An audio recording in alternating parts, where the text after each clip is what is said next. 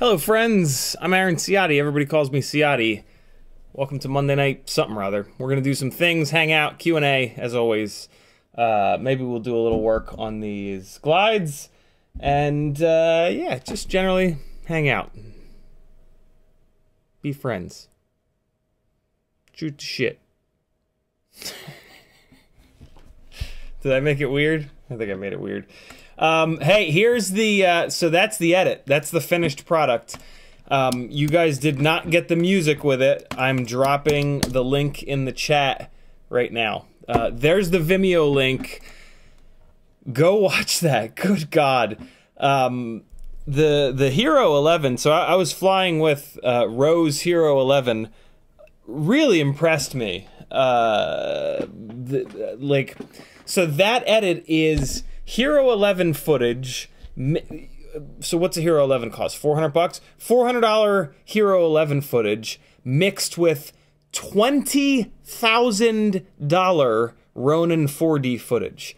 All of the shots with both Ro and Coco, I was actually the camera operator for. And yeah, pulling manual focus and just It's funny, man. Like I did a lot of camera operator shit back in college, and then like a little bit after college, 20-ish years ago, and over the years, like every once in a while, I would kind of do it, and I would remember how fun it was, but then I wouldn't do it for a couple of years, and then I would do it again, and this is like every couple of years again. I was camera op on this, and man, it was just, it was really, really, really fun. And like, I'm half decent at it. Like, I'm half decent at pulling focus, and like, my brain thinks about how the camera should move around in a way that kind of makes sense and looks good usually. So yeah, I don't know. I wish I could afford I wish I could afford any of these new cinema cameras, because, you know, that would be nice to, like... Camera operators get hired way more often than FPV pilots. It's much it's still a niche, but it's not like a niche within a niche within a niche. So yeah, I don't know. It's something that's kind of got me thinking. Maybe I should start... I mean, I can get some of this footage from Ro. I don't really have much footage. I would just need to start doing it with DSLRs and get a little bit of a show reel going. Or maybe this is the only footage I need. Maybe I have a show reel that's like all FPV footage, but then with shit like this, and it's like, hey, I can rent whatever you need, because most people are renting. Nah, I'm not gonna say most, but a lot of people rent gear nowadays rather than owning. Especially with, you know, the cameras that you're expected to have as a camera op being like 10, 20 grand in a lot of cases. Driftaholic, thanks for subscribing, brother. Hey, look at that. As RC and Adventures too. I gotta change the color on this shit. I set this up when I was still living at the apartment, and there wasn't like a purple wall behind it, but now that there's the purple wall behind the text, it's purple on purple. What could go wrong? Yeah, so I'm pretty happy with the you know what's interesting? The first time that I watched that edit, I was totally thrown off, because here, let me drop another link on you fools. I'm gonna give you guys a link here to a super quick edit I did in like 3 seconds when I got home from Los Cabos, and of just the beginning like minute of one battery. And when Ro's the guy that hired me, when we were planning this all out, he told me there were two Nat King Cole songs that he was bouncing back and forth between, but it was gonna be one of those two. And so, like, the way, like, I really slowed down my flying, and I really did everything very gentle, because that was you know, the vibe of those songs was like really chill and really like lovey and like marriagey and like engagement-y. When I saw his edit this morning, I was very thrown off, because he did not use those songs. He used, you know, the kind of songs that you typically see in like those kind of promotional videos. So like the song works really well, don't get me wrong, but I was super thrown off the first time I watched it on Instagram as a reel. And then I watched it again, and I was like, all right, I get it. And I think I know why he didn't use the Nat King Cole songs. I think he wouldn't have been able to throw in enough cuts. We got a lot of footage from a lot of different locations, and there are a lot of shots in there that are just gorgeous. So I think if he'd used the originally planned songs, he probably tried it, and he wasn't able to get enough cuts in there, and it would have been like, you know, 3 different locations with like 2 different outfits total. But here's a link to a super quick, I literally called it super quick Cabo edit, with one of the Nat King Cole songs, to kind of give you that's what I was expecting, which is what kind of threw me off. But I think the edit was great. By the way, that, you know, this little edit that I just linked for you guys, that's in my Patreon only playlist here on YouTube. There's coming up on 100 videos in there. Patreon only live streams, half done edits, sketchy flying that I don't want to be public, all kinds of cool stuff. That is one of the perks that you get for 10 whole cents a day. CiottiFPV.com is my website. It's got a whole bunch of different ways that you can support me. I am supported completely by you lovely people. So if you have a couple of extra dollars a month, it really makes a huge difference if you join the Patreon. It is literally what keeps the lights on in here, is what allows me to do this full time, and bring you guys, you know, 10-ish hours of live streaming a week, and then whatever edits that I can kind of squeeze out. Not many, unfortunately, but I'm working on that. So yeah, Patreon really does help me out the most, and for 10 cents a day, you get a ton of benefits. It's well worth it. If you're the gambling type, for 5 or 10 or 20 bucks a month, you can get in on bi-weekly giveaways. This next Monday is our next giveaway.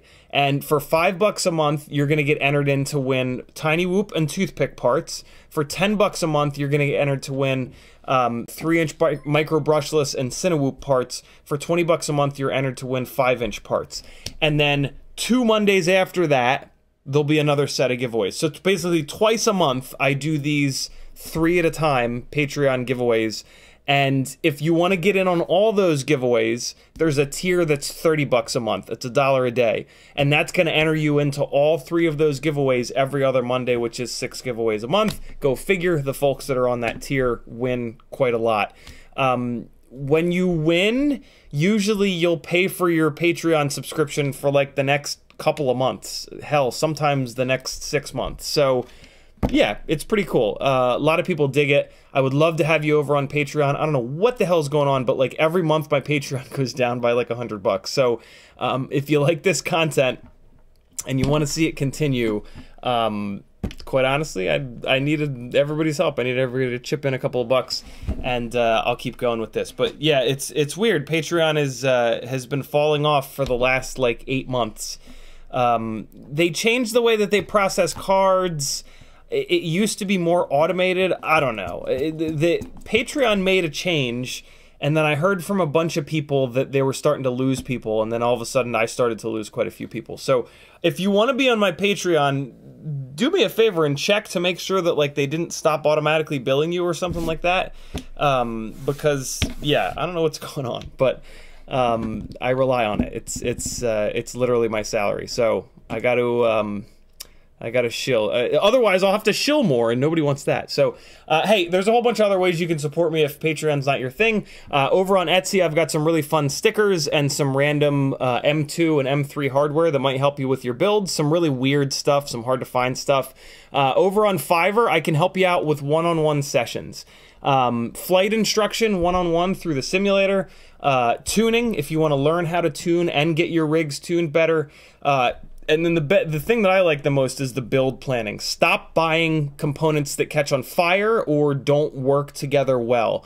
I've spent so many hours figuring out the right combinations of parts. What motors are going to work really well for freestyle versus long range versus bando bashing versus park flying. Which frames are going to keep the props out of view with X, Y, or Z HD camera. All kinds of good stuff. You've probably wasted at least a couple of $100 on parts that either catch on fire because they're made by HDLRC, or just building rigs that don't fit your specific flying style. I can help you out with that. That's a process that took me years to figure out. And once I had it figured out, my stuff started flying better, and that helps me fly better and shit like that. So yeah, help me help you, and you can save money on buying garbage parts. Over on Teespring, I got some fun shirts and a tote bag that says Kill All Carbon on it that you'll love. If you don't want to do a super chat, you can use PayPal and then just type @Ciotti into the chat and say, yo, check your PayPal. FPV Exchange is an amazing website for getting rid of your old gear or finding gear that's actually in stock or other people's used gear. And then I got a whole bunch of affiliate links. Whenever you're doing an order on the internet, think about your content creating friends. That website might have an affiliate program. If you click one of your content creating friends' affiliate links, they'll get a small percentage of your total shopping cart. Doesn't cost you anything. So yeah, if you're doing orders on WeBleedFPV, Newbie Drone, FPV Cycle, Amazon, Get FPV, oh my god, Flywoo, or Banggood, if you hit my affiliate link before you check out, you got to do it every time you check out. Yeah, I'll get a small percentage and I'll spend it on testing more stuff to bring you guys more content. So yeah, there's some other links that are kind of fun over on CiottiFPV.com. Click them all. You're gonna love my nuts. That's enough shilling. Let's talk shit, friends. In the chat, Mr. Blue Sky was first. Glow Stick Spinning was next. Alec Dvornik, Sleepy CBR, Chase. I'm not going to wreck your last name, Chase. McConnell Studios, Arctic, Jude King, Justin Lands, Brandon's Baked Beans, Morton Upshot, Kenny Kobe, Blizzard, Cole Powers, Jesse Garcia, Chris Long, Dead Chicken, Danzilla the Terrible, Paul McDonald, Kenny Kobe again, Justin Lands. Who else is in here? Bob Bruce, Chris Long, Jude King, Slim is in the house. I always thought it was Slim. It's Slim. Layman Board, Paul McDonald, Jesse Garcia, Flush FPV. I think I got most of you friends. Aaron Muller, Mr. B, C Bagsy. There's a bunch of people. Driftaholic, PJ Elmohaw, Chris Long. All right, I'm going to leave it there. If you wanted the Gangly Man to say your name on a live stream, you got to come into the chat early and say something. And then I'll give you props. If you want to talk directly to me in the chat, all you got to do is @ me. Type @CiottiFPV, or just type CiottiFPV. If you spell it right, it'll light up in orange. You don't have to put the @ but you can. Alec Dvornik tagged me and said, hello CiottiFPV and friends. I'm currently registering for my 107 knowledge test. Very cool. It's pretty easy, man. You'll get it. Cole Powers says, roll that intro. Danzilla says, let's get this gangly party started. Happy January 2nd. Bob Bruce says, how's everyone? How's it going? Slim says, what's up, gangly gang? Hey, speaking of gangly gang, there are gangly gang stickers available. Send me 5. They're not up on Etsy yet. There's a ton of stickers on Etsy, but this one's not up there yet. PayPal me $5 with your address. Tell me you want a Gangly Gang sticker, and I'll send you one. PayPal link is over on CiottiFPV.com. Yes, $5 is expensive for a sticker, but hey, you guys pay my salary, so you got to pay a lot of money for stickers, goddammit. But hey, you'll be one of the few people that actually paid $5 for a sticker. You can tell your friends. Look how good of a person I am. I paid this gangly motherfucker $5 just for his sticker, and your friends will be like, "Oh man, you're a good dude." And that right there, that's worth $5. Hell, that's worth $10, which will get you 2 stickers, maybe 3, probably 3. Because I have other stickers that I'll just kind of throw in. Chris Long's on a boat. Layman Board says, what's up? Brandon's Baked Bean says, wow, Hero 11 cuts in with 4D, and those weren't exactly short little inserts either. Yeah, man. I'm very impressed by the I'm very impressed by the Hero 10 too, to be honest with you. The Hero 11 was not mine, but I will have one at some point here. I just need to figure out which direction I'm going. I'm very tempted to do the Hero 11 Mini to save a little bit of weight, but it doesn't save that much weight, and the battery is built in, which is super annoying. Basically what that means is that I have to have 2, which is fine. I would want to have 2 anyway. What it really means, obviously it means I have to have 2, but what it really means is I have to start carrying around a couple of USB battery banks, and when the first one gets low on battery, I need to pull that one and get it hooked up to a USB battery bank and take the second 11 Mini and get that into the mount and let that first one charge, hopefully quickly. I don't have I have 2 little battery banks that basically have one 18650 in them each. They're nice and small, nice and simple. I'll bet that would charge. I'll bet that would basically give me 4 batteries worth of life between the Hero 11 Minis. It's just a little sketchy. That feels a little weird doing it that way. And the problem is it's not much of a weight savings. So yeah, I don't know. I'm kind of stuck. I've got so right now I've got a Hero 8 and Hero 10. So the Hero 8 needs to die. It's got Best Buy protection on it. So I've got Hero 8 mounts on Freestyle Glides right now. When I figure out what the hell I'm doing, which direction I'm going to go on the 11, I'll just charge a bunch of batteries up and go fly the glides with the Hero 8, and almost certainly it won't survive one session of flying. And then on the way home, I can hit Best Buy and give them the Hero 8. They'll play this stupid game of, well, we gotta send it out to see if it's fixed. See if we can fix it. And then 2 weeks later, I'll get the email that says, it wasn't fixable. It's almost like somebody ran over it with their car. While the battery wasn't in it.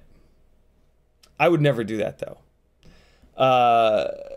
And then they'll give me a store credit and I can do the Hero 11. But yeah, I don't know where, I don't know which way to go. Chat, what's the weight difference? Does anybody know the weight difference offhand? The regular 11 versus the 11 mini? It's not just the weight difference, though. The 11 mini doesn't have the screen to break.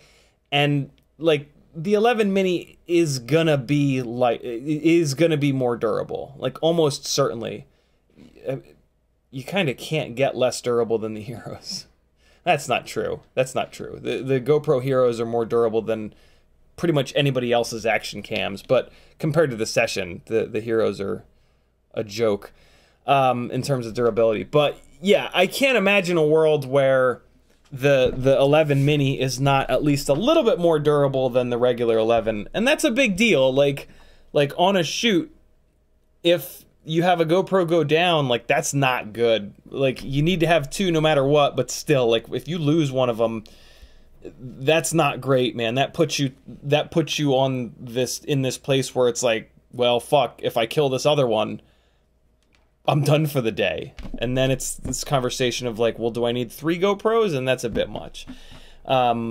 So yeah, that's kind of crazy. Chris Long, thanks for joining the Gangly Gang, my friend. Fresh patron. Hey, there have been a couple new patrons. Michael Jones joining the enter into all the giveaways tier. Thank you, brother. Very cool of you. And then we've got a little bit of, don't email me, National Rent-A-Car. Fuck off. Do you really not have an unsubscribe link in your email? I don't think that's, I think legally they have to. You dicks. Hold on, I think I saw another, Glip Glop.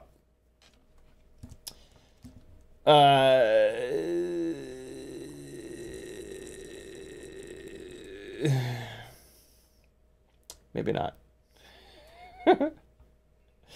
Hey, these are the M3s or the M4s? One of the stick ends are going back out. One of the perks of joining my Patreon is you get full access to the Discord channel. And so it's the M3s. If you have a transmitter that uses M3 stick ends, this is one of every stick end that's available on the internet. There's about $300 in stick ends in here. And this is like a little library program. You can basically rent this out from me if you're a patron. On the Discord, there's a Patreon-only text channel called Stick Ends. Or it might be called Dick Ends, because I'm 8 years old. In there's instructions on how you can rent this box out, and I will mail this box to you. And you can try all of these stick ends on your transmitter and actually figure out which ones you like the best. Looking at a picture of stick ends on the website means absolute dick. There is just, like, what's going to happen is you're going to look at a picture and you're going to be like, oh, those definitely look comfortable. And then you're going to get them, and your brain's going to be like, well, you just spent $30 on these. They better goddamn well be comfortable. And then you're going to put them on your transmitter, and there's going to be this little twinge of like, ooh, I don't like these because they're different. But then that's going to go away because your brain's going to be like, I just spent $30 on these, goddamn right I'm going to like them. And you're just going to live in a world of placebo where you're using stick ends that you actually don't like. And to be really honest, in buying all those stick ends and trying them for myself, there are a bunch of stick ends that I literally flew worse with. Like, you can see it in the footage that I was flying worse. I was kind of shocked by that. So, but in the end, I did find a different set of stick ends that I liked better. So, yeah, that's pretty cool, isn't it? No? Well, fuck you. I see you. Yeah, so the M3 box is going back out tomorrow. I send it out to like a bunch of people at once. I pre-print a bunch of labels. So I send it to the first person, and then they take one of the labels out, smack it on the outside, it goes to the next person. They take the label out, smack it on the outside, it goes to the next person. Eventually, the last label is coming back to me. So yeah, if you want to get in on the M3 stick ends, join my Patreon. It'll only cost you 10 cents a day, unless you want to join a higher tier. And then head on over to the Discord, and yeah, the instructions are all in there. You get on the list, and away you go.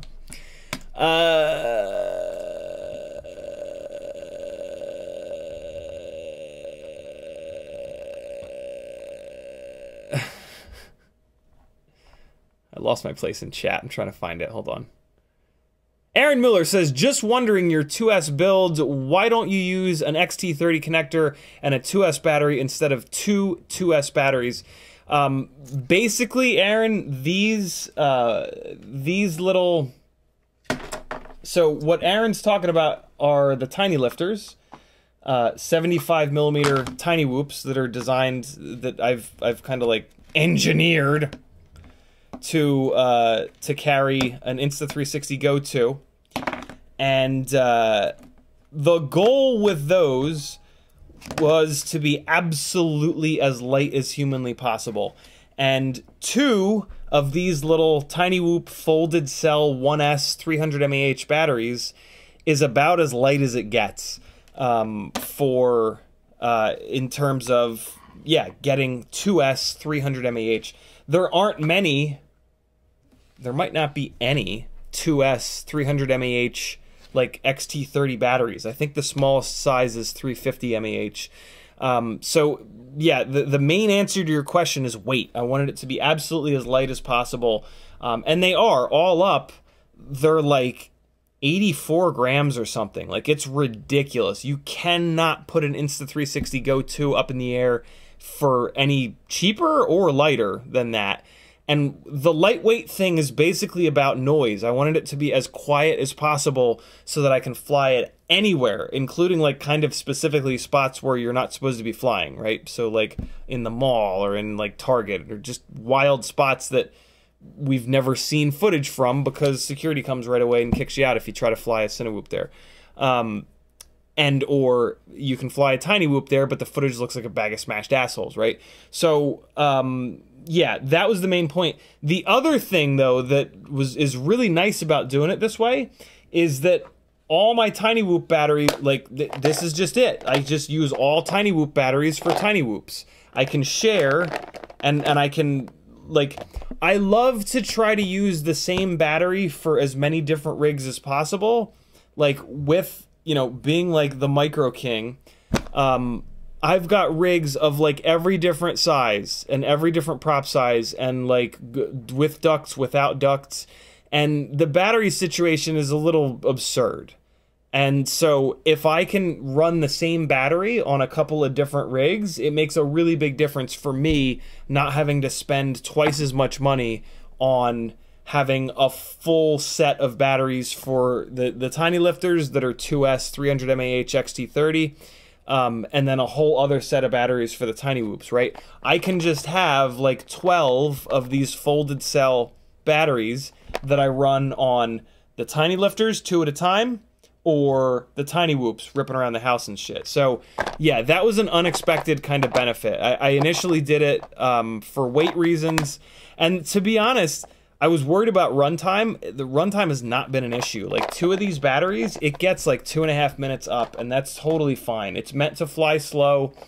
And yeah, the runtime is really good. So I don't need any more MAH or any more weight on the rig. So it worked out pretty cool. Good question though. C Bagsy says hello. Denzo the Turbo says, rent your gear. You can write off more of a rental / lease. Yeah, that's what a lot of folks do that pour the money into that stuff, is they'll then rent it out. It's kind of sketchy. to do that. But yeah, that's a really popular thing to do. I doubt that I would ever really get there. It's tough for me. Like I don't really own anything, so it's hard for me to get like loans, and my credit has suffered because of my previous relationship and how much debt I unfortunately racked up. Yeah, with that, but we're not gonna go down that road. So yeah, it's hard for me to like get any kind of a credit card or a loan to buy really expensive shit. But that's fine. I've made it work for a long time, and I'll continue to make it work. Danzo, oh no, we got that. Chris Long says, coming in hot with a question you probably answered a billion times. Link me a Tinywhoop to buy. I run ELRS. Chris, it's the Mobula 6 ELRS. I have spent a ton of time working on a bunch of the different pages here on Joshua's website. In the Tinywhoop part of his website, I designed all of this. Like, these are all my favorite builds, and I wrote most of this text and hand selected most of these items. My favorite build, the build that I fly constantly on these live streams and have been for the last 6 months, 2 or 3 times a week, every week, is this 65mm cheap easy build with like one extra thing. So happy model Mobula 6 with ELRS, and then you put the frame that it comes with is awful. So you're going to switch it over to a Meteor 65 frame. Make sure you don't accidentally get the Meteor 65 Pro frame. Just get the regular old Meteor 65 frame. This antenna is absolutely fantastic. You don't need it. It does come with an antenna, but this will work a lot better. Big performance and runtime improvement is going to be to move it over to BT 2.0. Very simple to do. Bunch of BT 2.0 batteries here. The Weebleed ones are my favorites. And then if you stick with the same motors that it comes with, you're going to want to run these Gemfan tri-blade props. On my Tinywhoops, I have moved these to I have one of them on the Weebleed FPV 0702 28500s, which just went out of stock. I have another one on tinywhoop.com 0702 30000s, which are currently in stock over on Tinywhoop's website. And that's it. That's the entire build. Like, that is the Tinywhoop that I fly, Christ, at this point, 50 batteries a week every single week. And I've been flying at least 10 or 15 batteries a week every week for the last, like, minimum 6 months. So, yeah, if you look at, like, if you want an idea of how how these rigs fly, pretty much any of my Whoop Wednesday live streams from the last 6 months, there's going to be me ripping like 3, 4, 5, 6 batteries there. And we're going to fly a little bit tonight. We're actually not going to fly those rigs tonight. We're going to fly pretty much the exact same build, but with 0802 30,000 kV motors. Because I've been kind of farting around with them lately to make sure I love the 0702s more, which I've already done this, but it's just kind of fun to play around with a bigger stator volume rig that's a little bit heavier with a bunch more power.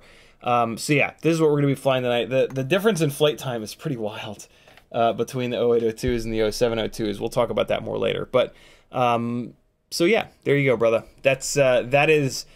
I have tested at least 30 different Tinywhoop motors, all of the frames, all of the AIOs other than the brand new ones that have come out within like the last week or two, all of the propellers, damn near all of the antennas, and this is the absolute best flying freestyle indoor Tinywhoop by like quite the margin. So yeah, there's been probably damn near 100 hours of thought and flying and effort put into this particular combo here. So enjoy that. That's a freebie for you. All that hard work, I'm just giving it away. That's a good example of like why working with me one-on-one on Fiverr for the build planning services, it's a good example of like why that's so valuable. Like, you're gonna pay $60, but you're gonna get like 60 hours worth of like research and engineering and flying and all this good shit and thought. So yeah, help me keep doing this full time, yo. There's some other builds on there. This high quality expert build is gonna change a little bit. I think it's definitely gonna move to the bare minimum change is gonna be moving this to the BL V4.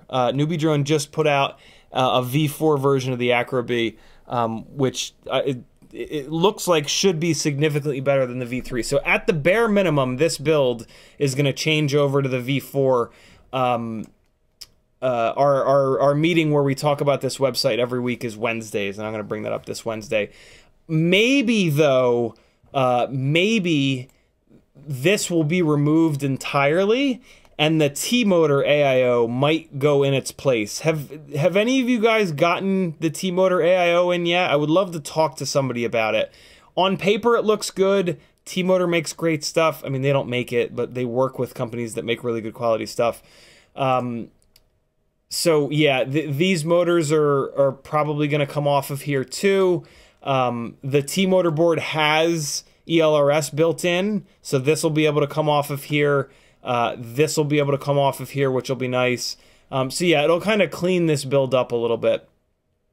But yeah, that's kind of coming up. This is also like a heavier weight build. This build up here, it's not just the cheap, easy build, it's the really lightweight build. And that makes a huge difference for freestyle when you're running acro inside, because it's hard. It's hard to fly acro in the house. So yeah, this build is...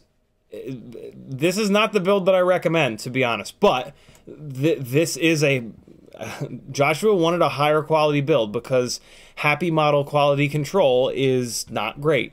So yeah, if you want a build that's probably going to break less often, this is it. But there are some real performance sacrifices that you make. Maybe that doesn't matter. If you just want to cruise around the house, you're not going to notice it. But if you want to fly really hard freestyle around the house, you're definitely going to notice it. I really don't recommend the 75mm build. I initially told Joshua that I won't do one of these builds because it doesn't. I just don't understand it, and it just does not fly as good because it's too heavy. But he eventually convinced me to to do one of these builds for him. But yeah, the 75mm stuff is more for outside, and if you're flying outside, you might as well fly a 3-inch toothpick. It's infinitely safe. So yeah, the 75mm is not my thing. The only real situation that I've found that it makes any sense is if for some reason you like the way that they fly better, or if you're doing like long range kind of stuff. But I don't know why you would ever long range a Tinywhoop.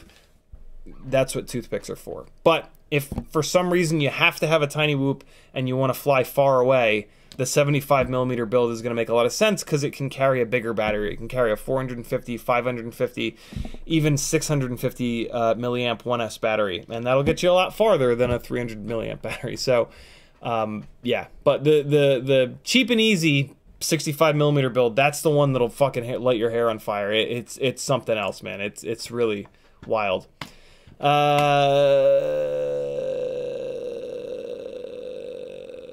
CMYKFPV says, what's up, Gangly Gang? CMYKFPV is our resident graphic designer. He's actually who did the Gangly Gang logo and a whole bunch of my other logos. If you need graphic design, look up CMYK.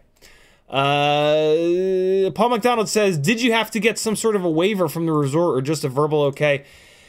It's a whole different world in there, man. I was kind of wondering about that. Rose said he talked to the resort and they were totally cool with it and everything, and it's totally fine. And I trusted him, and he was right, man. I got treated like a celebrity there. They were like, there was not a single point where it was like, what are you doing? Or just anything at all. It's like, oh my God, you're the photographer guy? Oh, cool. Oh, you want a drink? You want a popsicle? Like, what do you want? What can we do for you? You're amazing. It was a very different experience from just the U.S. Like in the U.S., you get treated like a fucking criminal if you're not just fitting, if you're not, you know, just like keeping your head down and being a member of the herd.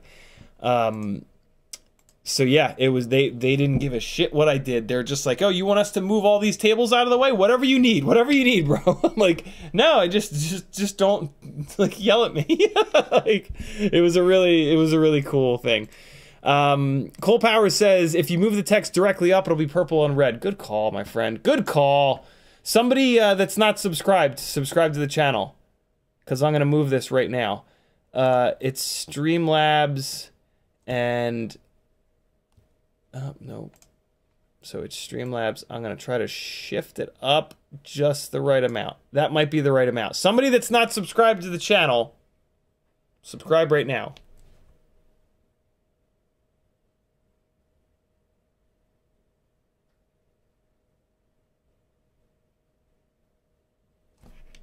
Come on. What if I just sat here and waited like 5 minutes? Good call, Cole Powers. Cole Powers also says, oh, you can make the text red to keep the palette just inverted. Ooh, very cool. Chris Long, super chats, $25. See, it works every time. Chris Long, thank you so much. Super kind of you. I'm going to actually scoot it up just a little bit more. What was that? What did I just do? I just moved the wrong thing. Oh, fart. Hold on. Jason Black subscribed. Thank you, brother. See, it works every time. Hold on. Just move this a little bit. Scooch this around. Oh, man. 661FPV, why were you not subscribed, you son of a... I'm sure he unsubscribed and then resubscribed. That's better. That's there. Look at this. Look how well that works. All you gotta do is wait. You just look right at the camera, and then people will be like, see me? Does he see me? Oh shit, I better... Works every time. Zeft with a $2 super chat. Thank you so much, brother. Very kind of you. Eva FPV says, hiya, boo. What's up, Eva? Zeft also says, hi, Ciotti, looking for 1S brushless AIO for 75mm whoop that has ELRS and VTX, must be supported by Emuflight. Any suggestions? I don't know anything about Emuflight, but I think that since it's a fork of Betaflight, that they should support damn near everything. The only thing that might throw a wrench in that is that I think Emuflight is a fork of an older version of Betaflight. I'm just not an Emuflight guy. Betaflight is what I prefer. And it's the standard and, you know, yada, yada, yada. So I can't speak to the Emuflight thing, but if possible, well, for a 75mm whoop, you might as well just buy a Mobula 7 ELRS. You're going to get a set of motors that are really interesting. They're 0802, but they've got a 1.5mm motor shaft, which makes them really durable. Unfortunately, they're a little low on the KV. They're only 20,000 KV, but they're super durable motors, which is really cool. That's going to come with an AIO, the Happy Model X12 AIO, and it's a good one. So I would maybe just buy a Mobula 7. You'll also get the Mobula 7 V4 frame, which is the best of the 75mm frames. And then of course you'll get a good camera, a good canopy. It's just for $100. It's kind of hard to beat it. And yeah, that's but again, I don't know if that AIO is supported by Emuflight. I've actually had better luck with the less fancy Happy Model AIO, which is just like their regular F4 full-size one that comes with the Mobula 6 ELRS. Again, don't know if that's going to integrate with Emuflight, work with Emuflight. It is a little bit lighter. And it's a normal size. The only problem with the X12 AIO that comes with the Mobula 7 ELRS is it's an oversized AIO that only works with the Mobula 7 V4 frame. It's the best of the 75mm frames, so you might as well run it. So that's kind of not an issue, but yeah, if you want to save a little bit of weight, I've actually had better luck with the there's not really a name for it. It's just like the Happy Model F4 ELRS AIO. Definitely, in my opinion, stay away from the Diamond AIOs, though. They are no good. They've been just a nightmare. Almac says, what's up? Bob Noxious says, what's up, Collective? Just talking by to say hello. Worn out after a few hours in the shop today. Later, fam. Eva FPV says, almost done with this edit, and I'm so effing hype. Very cool. I can't wait to see it. Eva FPV be editing some dope footage right now. Scrolling back up. Come on. Come on. Brandon's Baked Bean says, oh no, that's, Almac says, what's up? Bob Noxious, no, we got that, Jesus. There we go. McMuckus says, howdy, am I your newest Patreon?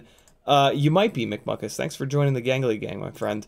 Ola FPV says, what prop size is good for an iFlight 1303 5000 kV motor? It depends on the voltage that you're going to run it on. It depends on what are you doing? Is this a long-range rig? Is this a freestyle rig? Is this a cinema rig? Is this a bando basher? Like, I have a list of about 20 questions that I ask during my build planning service over on Fiverr. And, like, that's really what matters. Like, Ola, this is not me picking on you. Everybody does this at some point. I have. You go on Facebook and you ask exactly that question. What prop size is good? Ola, you actually did a pretty good job. Usually what people do is they go on Facebook and they say, what do they say? So they'll say, what prop for, they'll say something even with even less info than what you put in. And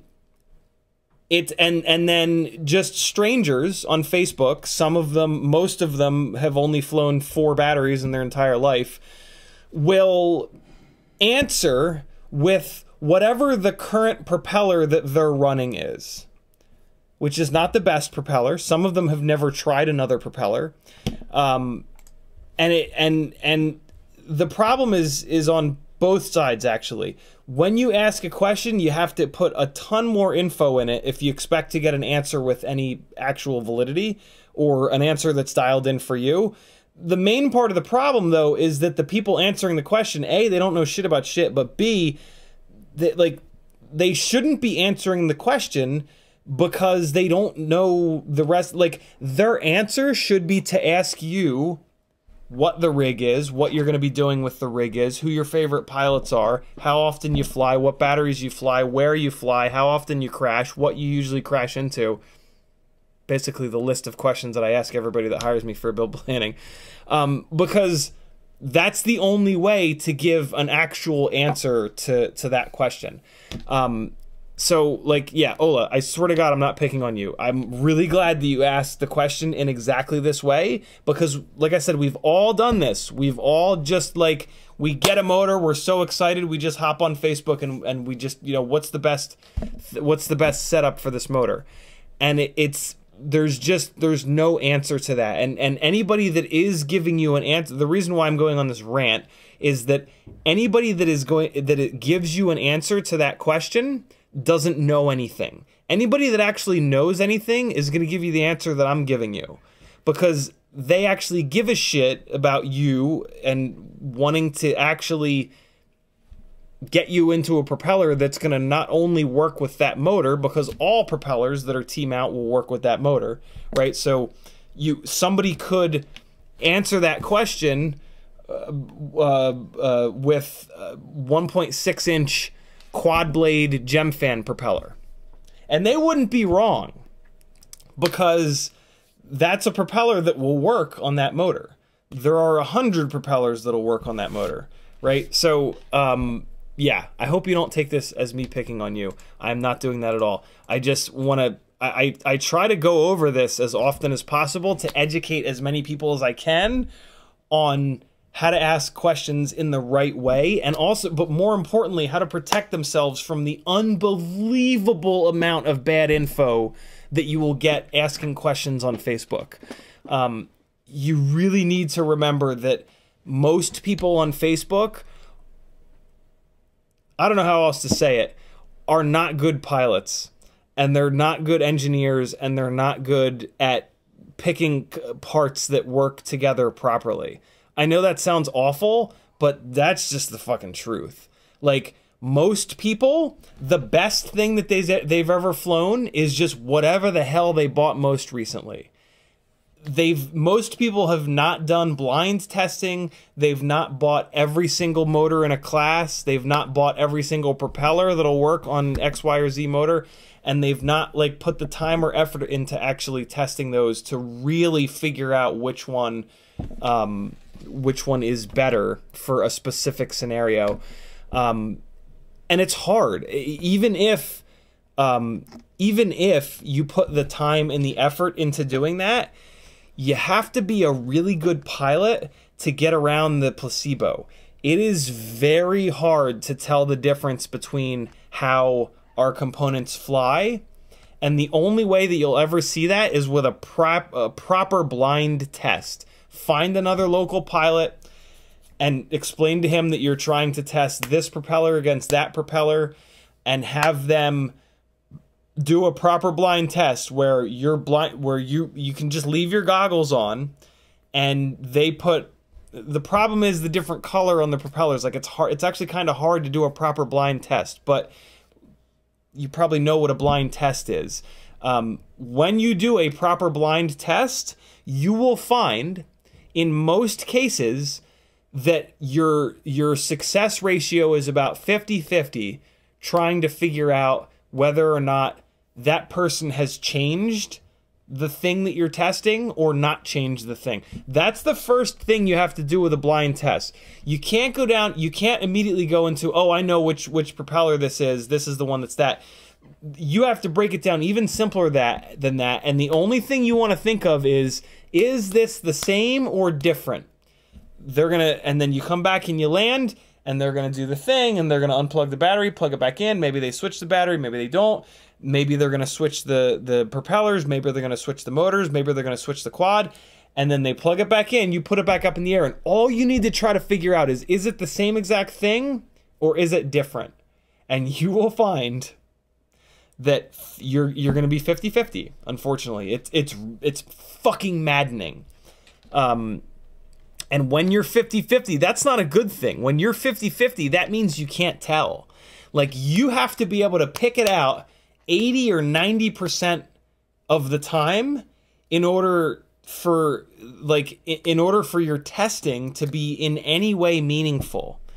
Because because of the fact that you're usually going to be 50-50, you want to prioritize different things. Like, if you're a good enough, sensitive enough pilot to be able to tell the difference 80-90% of the time, well, then the flight feel, because that's what that test is, that's what that's testing, then the flight feel is a meaningful is a meaningful like thing for you to say, I like this propeller better because the flight feel is better. What you're going to find, though, is that you can't tell. And that's okay, because that actually takes flight feel out of the equation, because you can't tell. So fuck flight feel.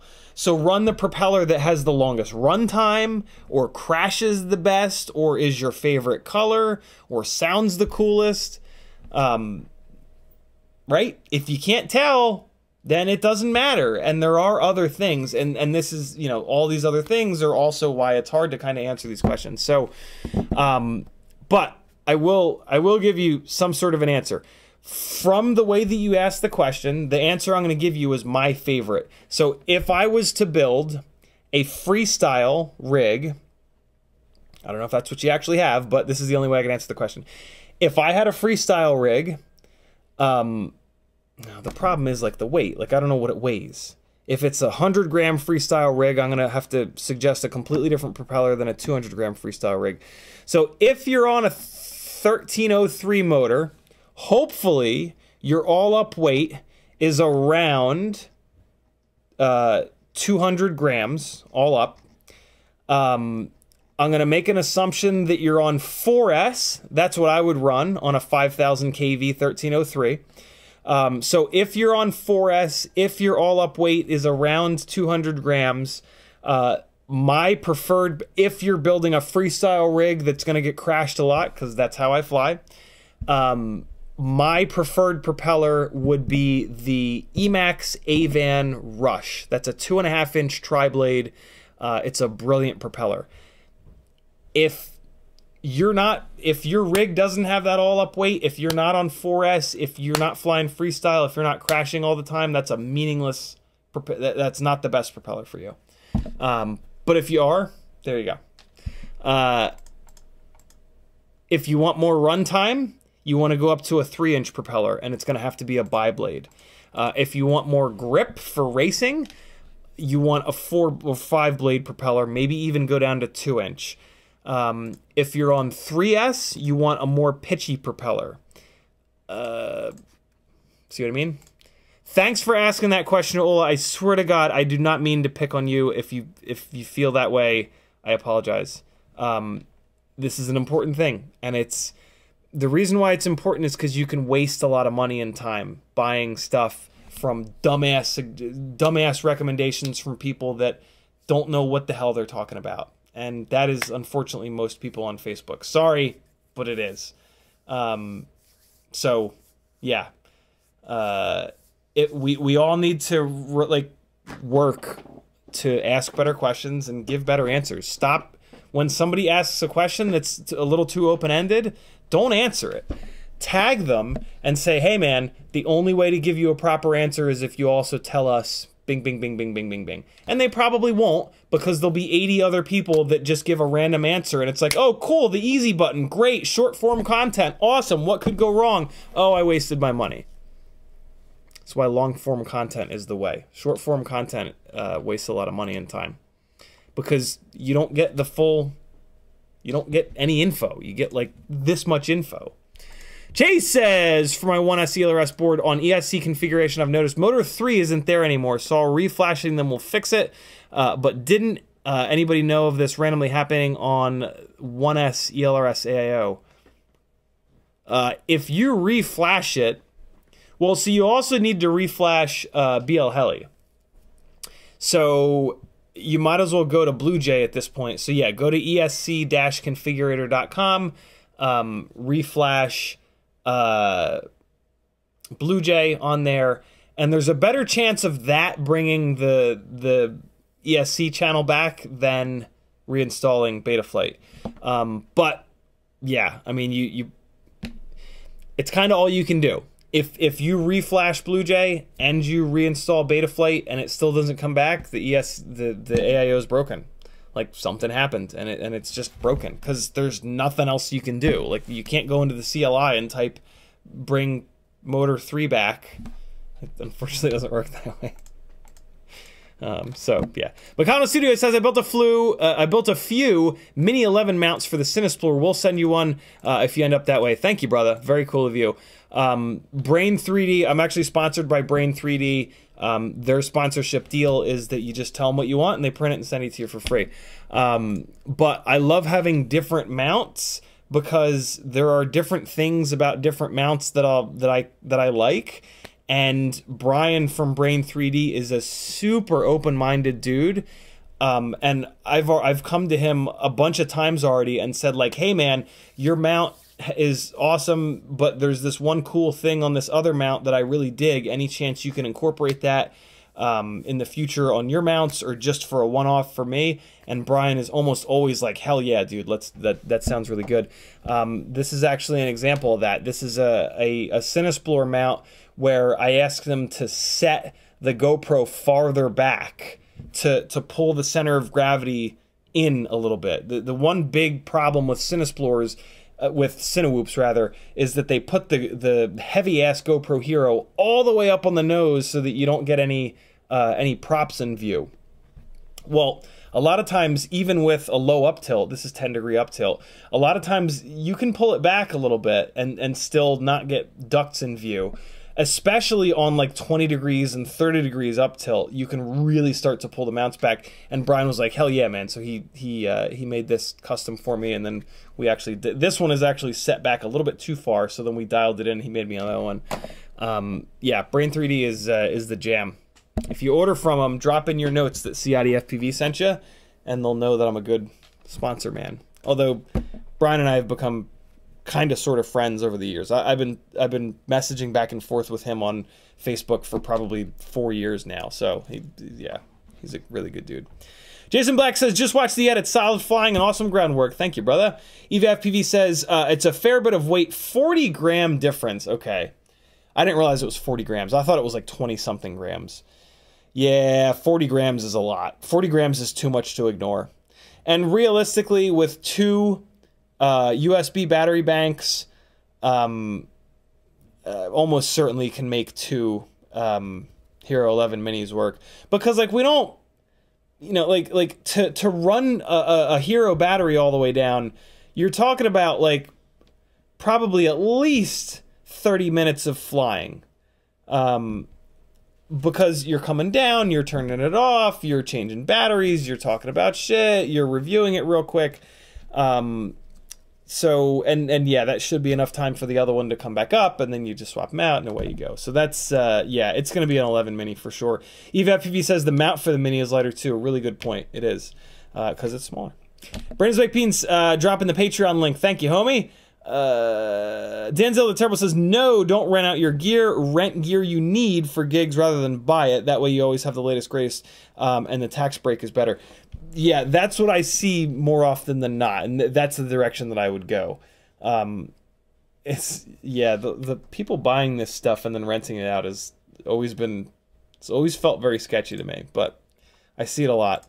CMYK says, what are your thoughts on the newbie drone Acroby BLV4 ELRS? CMYK, I talked about it a bunch yesterday. I think for the tiny lifters, it's as long as it's reliable, which I have no way of knowing. But it's probably going to be reliable because this is version 4. So as long as it's reliable, it is hands down the best AIO for the tiny lifters. I'm really impressed by it. I talked about it for probably 15 minutes on yesterday's stream if you want to really dig in. But yeah, I think it's great. It's heavy.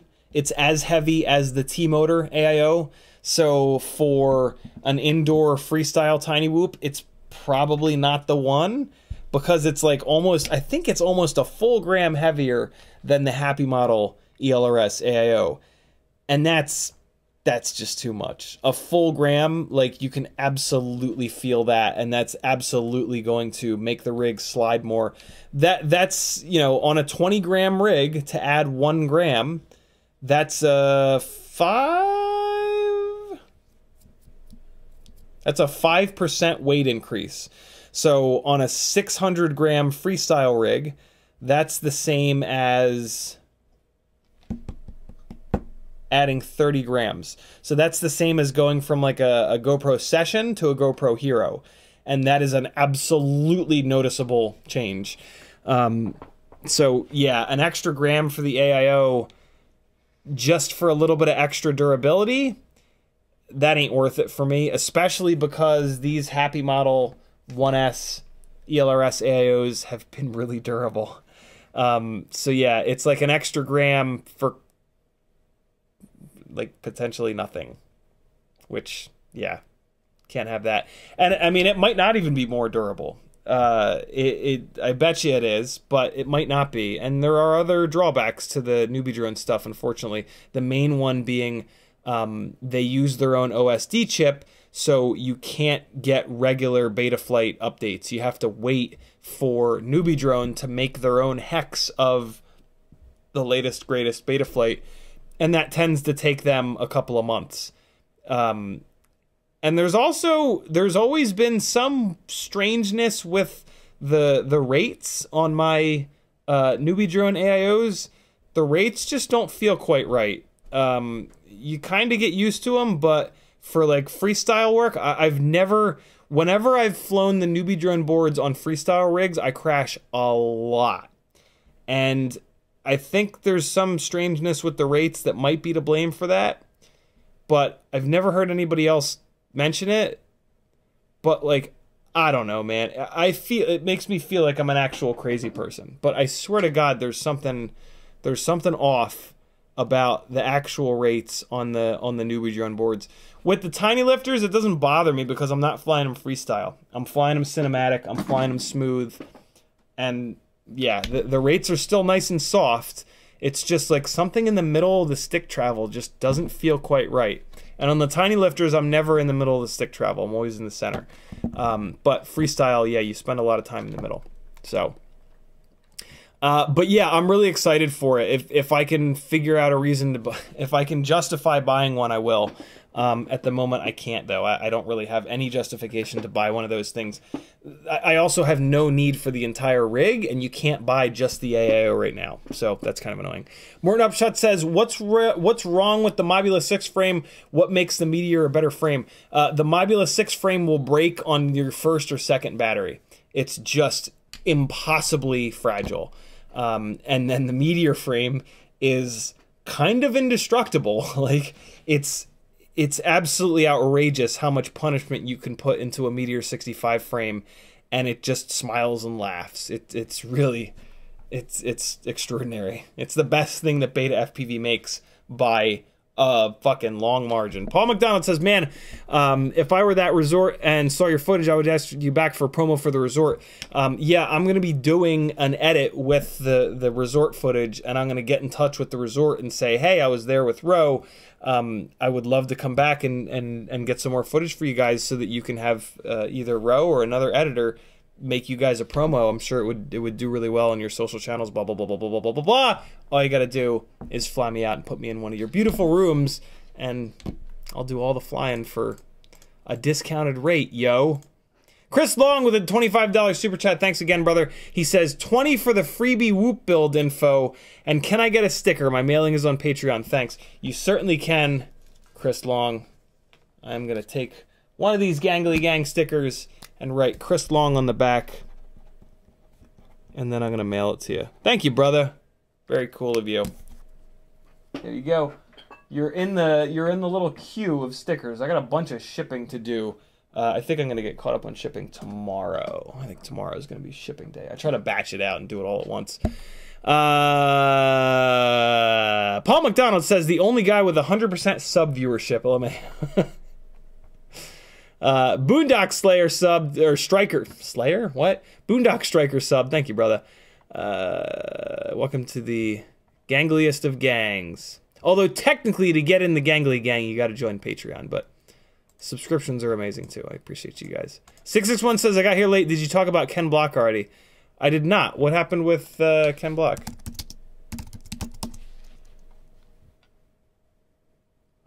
Oh no. Oh no. Oh my god, Ken Block died.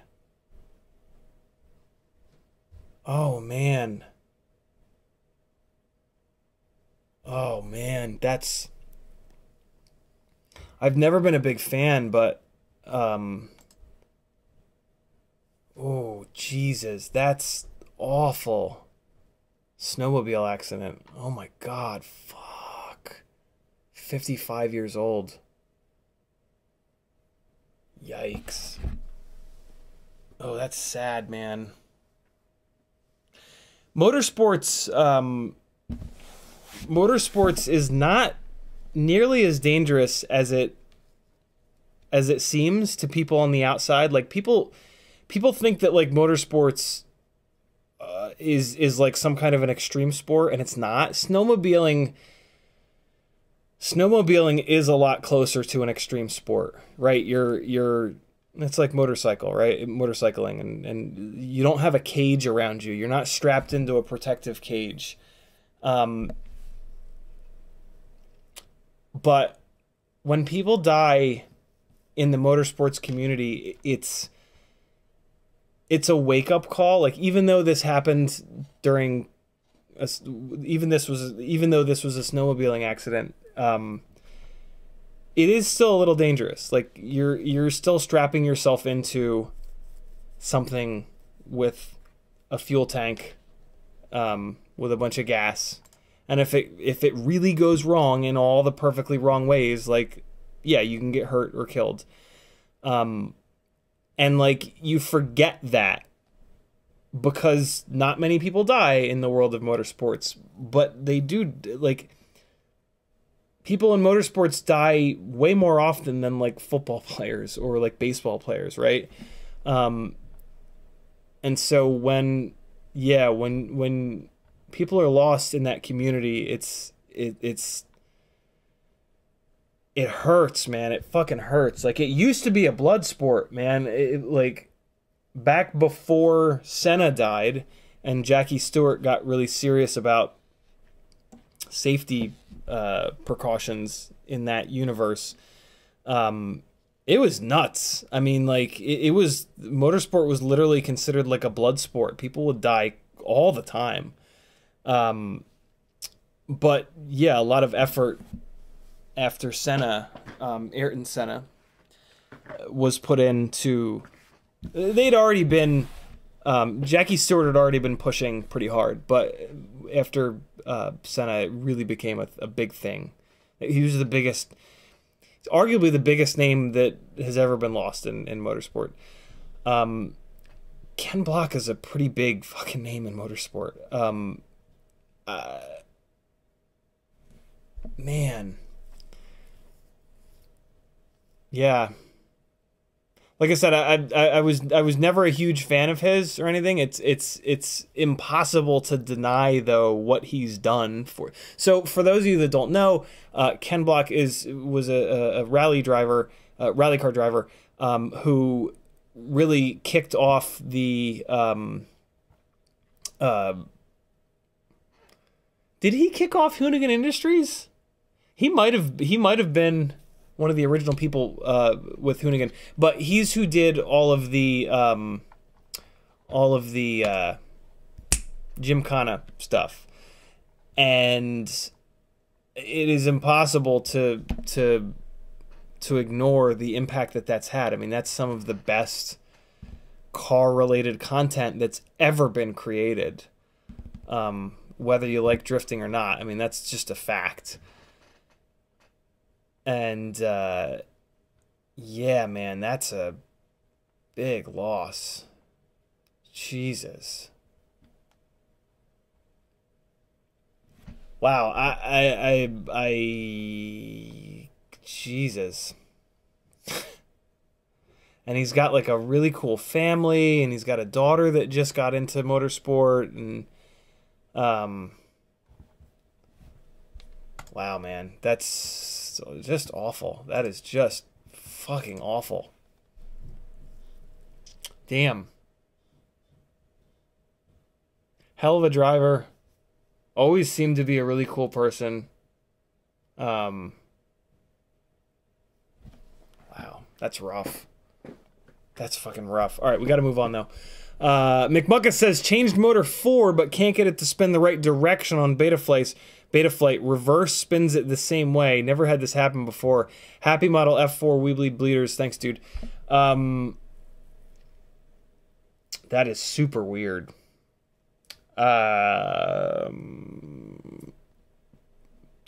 If when you try reversing the motor direction in BL Heli or Blue Jay,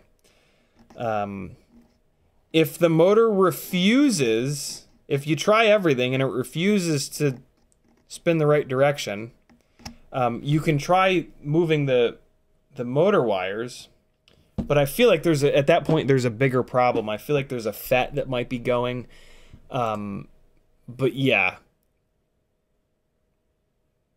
I have a feeling that AIO might be shot. But try everything. Try to reverse the motor direction in BL Heli or Blue Jay, whatever you're on. If that still doesn't work, take 2 of the wires and reverse them. You can either pull them out of the connector and reverse them, or you can on some motors they have a PCB that you can the motor wires are soldered to. You can desolder 2 of them and swap them, resolder them back on. So yeah, try that. That's a crazy problem though. What the hell? PJ says, I don't have the time and money to do the testing, so I'd rather ask you. Every build you've given me advice on has been a blast. You're a gangly FPV science genius. Thank you, PJ. Melted Earthskin with a $5 super chat. He says, yo, my card expired and something got messed up in January. Patreon charge. Hope to get it fixed once Patreon gets back to me. Very cool, Metal. That's what I'm talking about. There's some weird shit going on with Patreon, and although you said your card expired, so that makes sense. But I don't know. There's it's weird stuff with Patreon. Jackalope says, I ordered that food sensitivity test yesterday from Everywell. Very cool, Jackalope. Very cool, man. I'm glad that, yeah, it fucking changed my life. Like, there's no way about it. Like, it changed my life. Yes, It's expensive, but there aren't many things that are only 150 bucks that'll actually change your life. So yeah, enjoy. Ola says, Brandon McBeans and CiottiFPV, thanks guys, you're certainly welcome. Denzel the Terrible said, did you settle on props in or out for your ducted Cinesplorer? Props in is a revelation on Cinewhoops. I swapped the heavier one to props in right before the Cabo trip, and I tested it, and we talked about it on it was a Whoop Wednesday about a month ago, and the difference was night and day, absolutely night and day. If you have a Cinesplorer and it is props out right now, change that fucker to props in. It will drop altitude so much better. It flies like a regular quad. It doesn't do this nonsense Cinewhoop bullshit where it, like, when you try to drop altitude, it adds throttle and flies away all weird like. It just flies better in like every way with props in. So yeah, if you've got a Cinesplorer, go to props in. You will not fly it props out, and then come inside, change it, and fly another battery props in, and do dives with it. Take it up 100 feet, point it down, and let it hang 0 throttle, and you'll see the difference immediately. And it seemed to fly better in all scenarios, to be really honest. So yeah, props in for sure on Cinesplorers, on Cinewhoops. I still need to switch the lightweight Cinesplorer over to props in.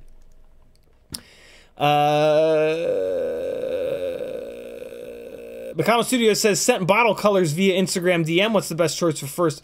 What's the best choice for the first Gangly Gang water bottle? Blue, actually. Oh, well, no. So the regular, you're obviously not printing in full color, but this Gangly Gang sticker, when I put this on a t-shirt on Teespring, it's gonna only be on like a blue t-shirt, because this logo against blue looks amazing. But McConnell Studios is doing laser etching on water bottles, which is super, super, super cool. So the question is, what color? This is a Hydro Flask, I want to say. Yeah, Hydro Flask. They have some really cool colors. They have a really cool orange color. But I do have one of their big water bottles in the orange color already. The black is really cool. The black looks super fucking rad. The white might be interesting, or you might not be able to see it at all. That green is pretty hot right there. The olive drab army green is cool too. I think those are the colors that I personally dig the most. I mean, the black really, really, really works because he's lasering through the coating to the stainless steel. So yeah, the black is a total winner. But yeah, the white might be interesting. It might be hard to see it. That eggplant is kind of cool because it's purple, but it's a little too dark. The olive is pretty hot. Yeah, it looks like those are kind of their standard colors. That green is pretty slick. It's a little light though. The silver against the green, I don't know how that would show up, but I am a fan of that green, that like terry green color, I guess you could call it. What? That was a weird error message.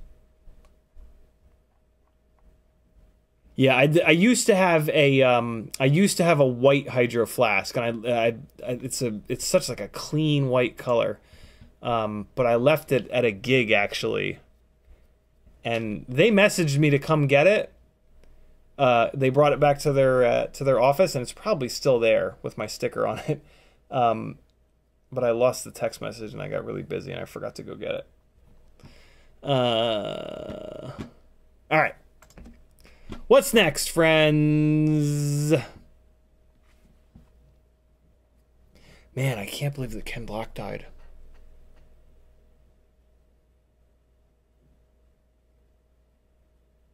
When I read the comment about, did you talk about Ken Block yet? Of course, when you read that, the first thing that goes through your mind is, oh my God, they died. So that hit my brain, And then immediately I was like, there's no fucking way. Like, I couldn't fathom it. There was just no way that when I Google searched it, it was going to say that. And then it did. God damn it. I hate, the other thing is I hate when people in the motorsport community die, because it's, I don't want, I don't like the realization that it is a little dangerous. I don't like that. There's when you're inside of a car, you feel very safe, and you are very safe, but you feel safer than you actually are, and that allows you to push a lot harder. To be really honest. Propsoft says, did you know YouTube is demonetizing videos that have swearing in them? Just saying. I actually don't monetize videos. I've known that for a long time. I actually don't monetize these videos because I don't want you guys to have to watch the bullshit, pain in the ass fucking commercials that then only net me like a couple dollars a month. So yeah, I don't monetize any of my videos. I talk to you guys as people and say like, hey, I rely on your support. I would rather you give me 10 cents a day on Patreon than have you waste your life watching the same goddamn commercial over and over and over again on YouTube just for fractions of a penny. So, yeah. That's just sort of how I do things. And I've tried, I do actively try to not curse, but it just doesn't work. Like it's part of the English language, and it's a way, yeah, it's just, I curse. I've cursed for a long time. It's a part of my vocabulary. When I don't curse, I'm a lot less enjoyable to watch and hang out with. So yeah. Typically when I talk about trying to not curse in the future, a whole bunch of super chats will come in saying like, here's money to continue cursing. Because it's just better. Cursing is fucking great. Like, sorry, but it is. Like, not cursing sucks. It sucks a big bag of dicks. It just does. It fucking sucks. Cursing is cool. It's not cool. It's just emotive, and it makes stuff funnier, and it's just better. It's just better. To curse is better than to not curse. And like, we're not here for long. And I agree with Jackalope 100%. He says, I don't trust people who don't swear. Yeah, like, we're not here for a long time. So say fuck every day. And mean it. Fucking mean it. Say it loud and mean it. You'll feel better. There is scientific data that has proven that cursing lowers your blood pressure, chills you out, because you can't tell me that at least once a day you don't want to say fuck. You just, and if you can seriously say that, you need to seek talk therapy, because you are bottling the anger, and it's going to come out in a bad way. So if you don't cop to the fact that at least once a day you want to probably scream the F word, you can't just keep pushing shit down. It's gonna come back up. I promise you.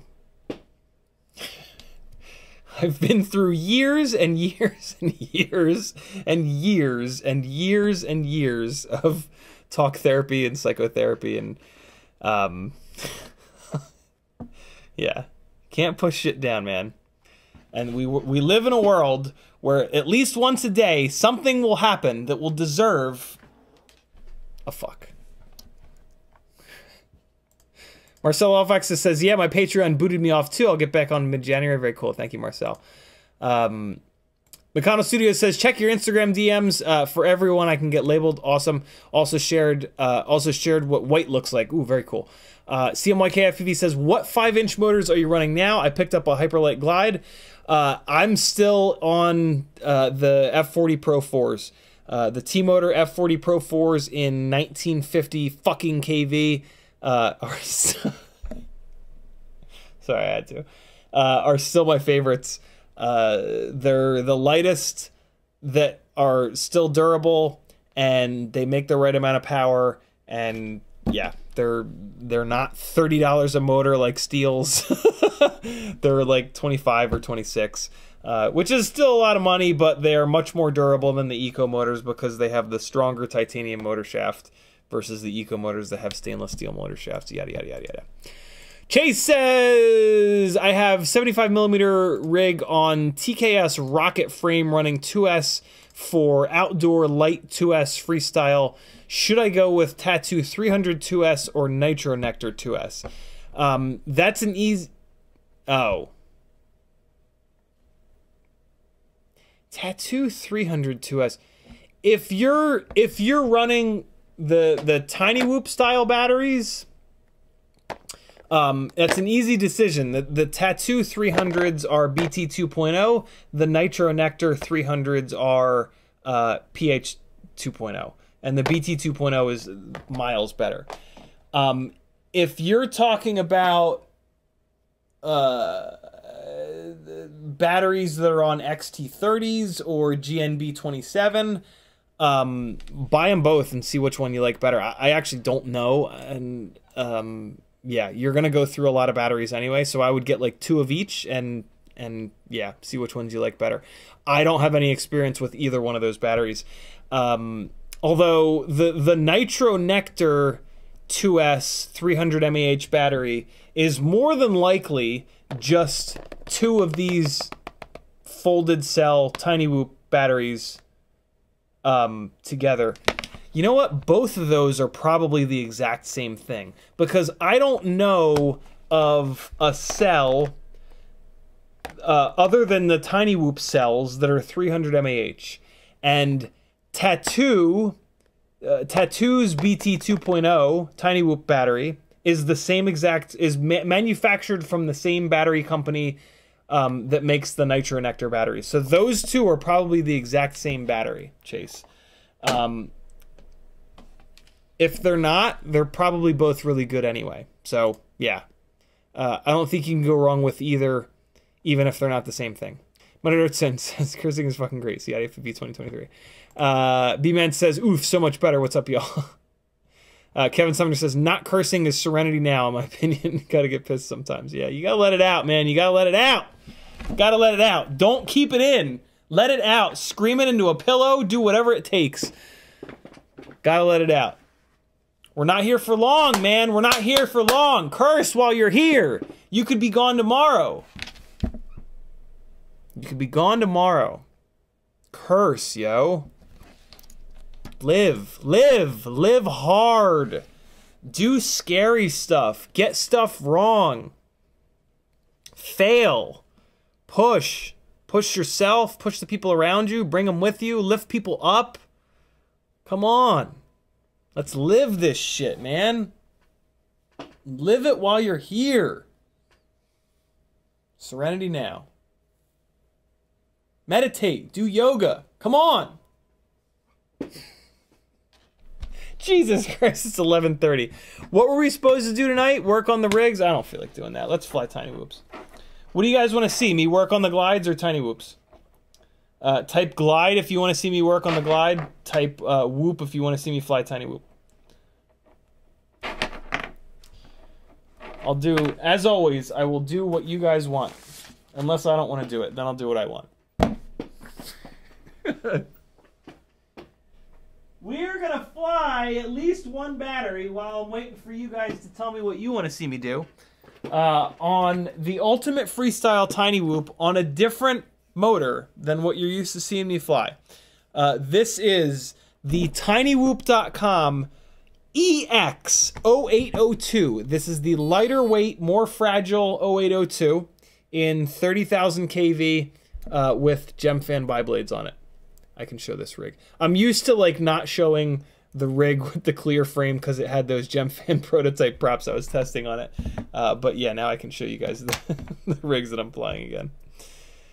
So yeah, this is basically, well, let's look. Let's look at the exact weight difference. This is a little bit heavier. This also has a somewhat worse antenna on it than what I usually fly. So the video is not going to be quite as good. So the Weebleed FPV Ultimate Freestyle Tinywhoop is 19.6 grams on the 0702 28,500 kV motors. The same exact rig, but on the Tinywhoop 0702 30,000 kV motors, for some unknown reason, is a little bit lighter. It's 19.1 grams. This is dry, no battery. I have no idea. These two rigs are completely identical, but one of them is significantly lighter. It must be the AIOs. That one of these AIOs has an MPU 6000 gyro on it. The other AIO has an ICM gyro on it. So these AIOs were produced at a different time, and one of the AIOs must have the Weebleed FPV rig AIO must have a slightly thicker ground plane on it.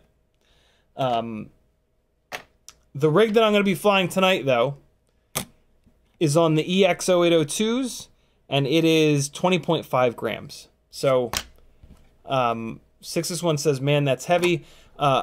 These rigs are not ultra lightweight like Dino Queens. These are built to smash. So, I don't do a lot of the weight-saving stuff that a lot of the racers do that can sometimes impact durability. And I also don't like go super custom on these. I try to have these things be like as sort of turnkey as possible so that like anybody can build them. I don't like flying a rig that's like super customized, that it's like, oh, I want to fly the same thing as Ciotti. Oh shit, I got to do 5 hours of work to it to get it to where his is at. I like to fly something that's like more relatable. I know that sounds weird, but it's true. Alright, so that moved up. Hold on, let me pull this down a little bit. I had these scenes synced up. Here, hold on. Let me just want to check this. Moves up a little bit now. I gotta pull it down. There we go. Okay. Alright, friends. Let's do some whooping. Chomper FPV says, what is this glide replacement Bob keeps talking about? Yeah, I mean, I can't really say anything. I can't really answer that, but yeah, him and I have been talking about it on and off. It's interesting. Hey, look at this! Look what Maggie got me for New Year's. I mean, got us for New Year's, realistically, but look at this fucking dope-looking bar cart, yo. You can't really see it, but it's like a bronzy gold color that, in real life, matches these album frames really well, but through this camera, there's a huge difference in color. But yeah, I gotta try to not break these glasses. This is a really cool little glass that I got in these all four of these are really cool glasses that I got in Charleston. And yeah, I gotta try not to break them. So you're gonna see me being a little bit more cautious when I'm over in this area of the room as I bang it against the wall. Stop it! Stop it! Let me go! No! Let me go! Stop it. Stop. I don't want to walk over there. No! Oh, farts. How do I always manage to get Tinywhoop stuck in the exact spot where they're completely unrecoverable? Why me? Watch, one of the motors is dead. Core temperature is getting up there. This AIO has a problem. It's been doing this. It just gets hot. There's something wrong with this AIO. It also, this AIO has significantly shorter runtime than the other two. So these Mobula 6 AIOs are not completely bulletproof, but man, are they durable. This is the only one, I think, that I've had fail. And it's hanging in there, like it's, you know, we're still flying. Oh, fuck. All right, I'm having a rough time. What's happening? Please be cool. All right, now we're fine. Let's find our flow. What do you say, pals? Let's find our flow. Let's just chill for a minute here. Oh! That's a power loop with like such a tough little exit point. Like it's power looping up here, so it's hard to not miss the studio lights. A lot of times I'll bang into the studio lights. So I have this little shaft, and then you got to drop it down here and not hit the drum stool or the floor. Oh, farts. That battery is gonna... Rest in peace, battery. That might have been your last flight. I think I saw 2.79 volts. I'm gonna get that hooked right up to the charger. And son of a bitch, you guys were not watching any of that. Wait, were you? I'm on the right scene. Did you guys see any of that? What just happened? Another person says the stream VRX dropped out. What the hell? Well, hold on. When did it drop? Oh, farts. Uh-oh, I hope it didn't shit the bed. I left it on a couple of times recently.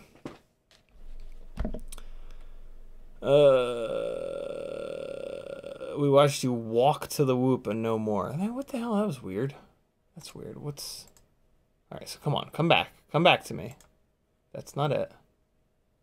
USB 2.0 camera. There we go. That was weird. Okay. More frying.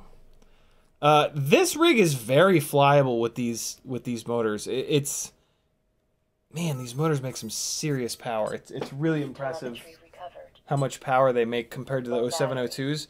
It's kinda too much power, and I don't like... Oh, it's because I bashed into the wire. That's funny. That's super funny. Metadurtson says, OSD looks kind of weird and fuzzy. Has it been like that? I missed a couple streams traveling. It's only this AIO. That's one of the other reasons I know this AIO is having some issues. Arctic says, would you ever put together a kit for your perfect whoop and sell them? Probably not, because, like, trying to get things in stock is a pain in the ass.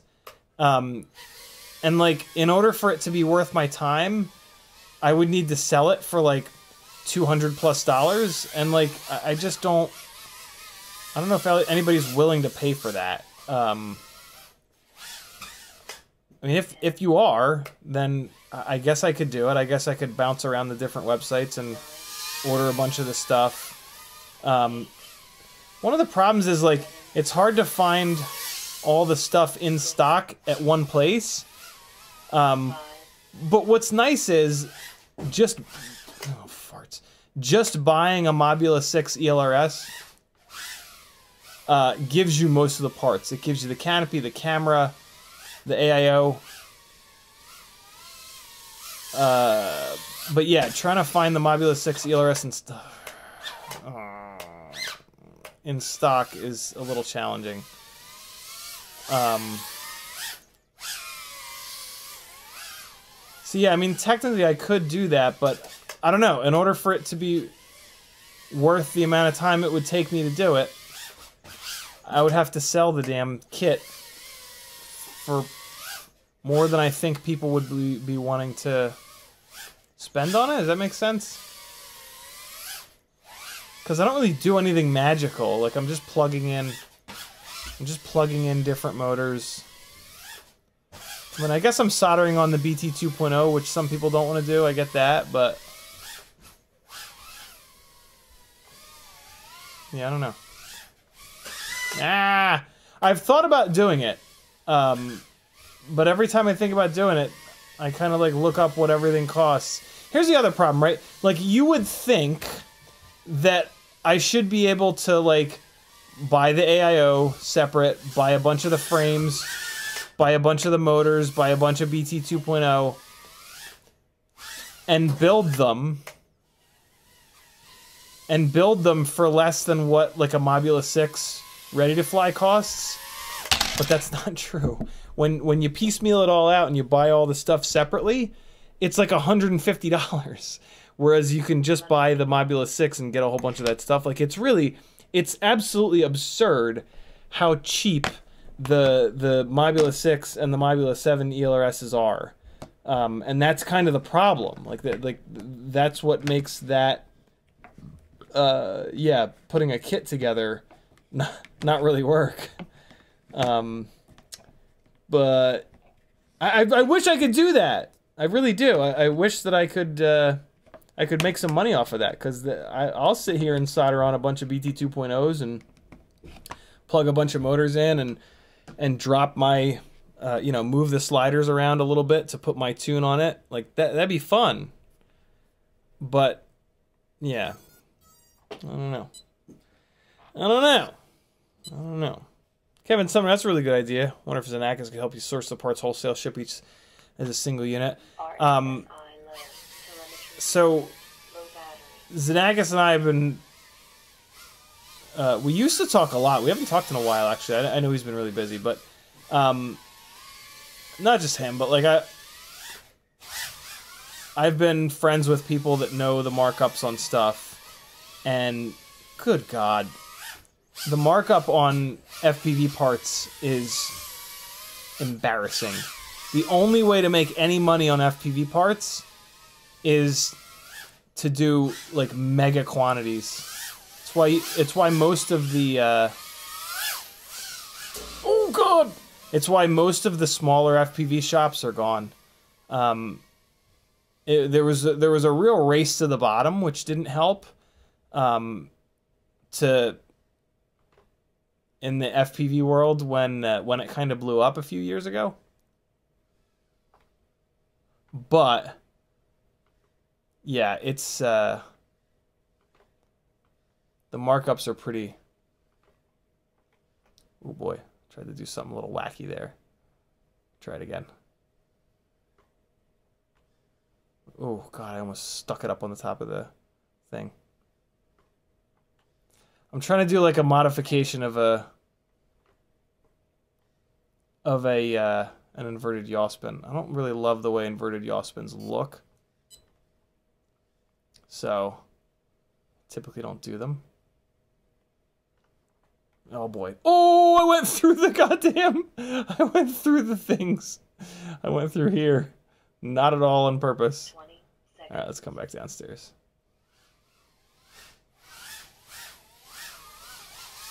Woo!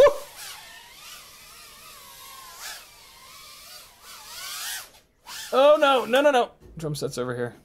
I could have probably not disarmed.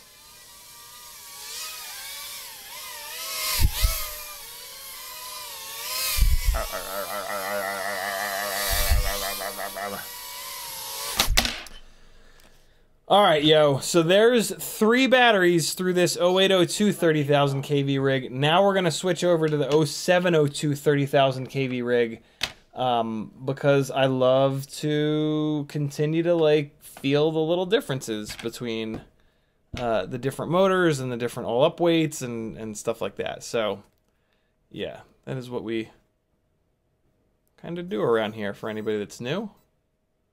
Try to work in some testing into freestyle flying. Kevin Sumner says, not build them, just sell the parts as a kit. Oh, look, I have a different OSD font on here. I didn't even realize that. I mean, I might as well build them, though, right? Because it's such an easy build. And, like, if it's pre-built, I can add, like, an extra 10 bucks to the price. All right, so... first thing I'm noticing is this rig absolutely has more up tilt, so let me take care of that real quick, because that is going to drastically change the way that I fly it and how hard I fly it and all the things. So now there's some ducts in view. And on the other rig, I'm pretty sure there was a little bit of duct in view too. Let me just tighten up these canopy screws. Okay. So, this should be a little bit better.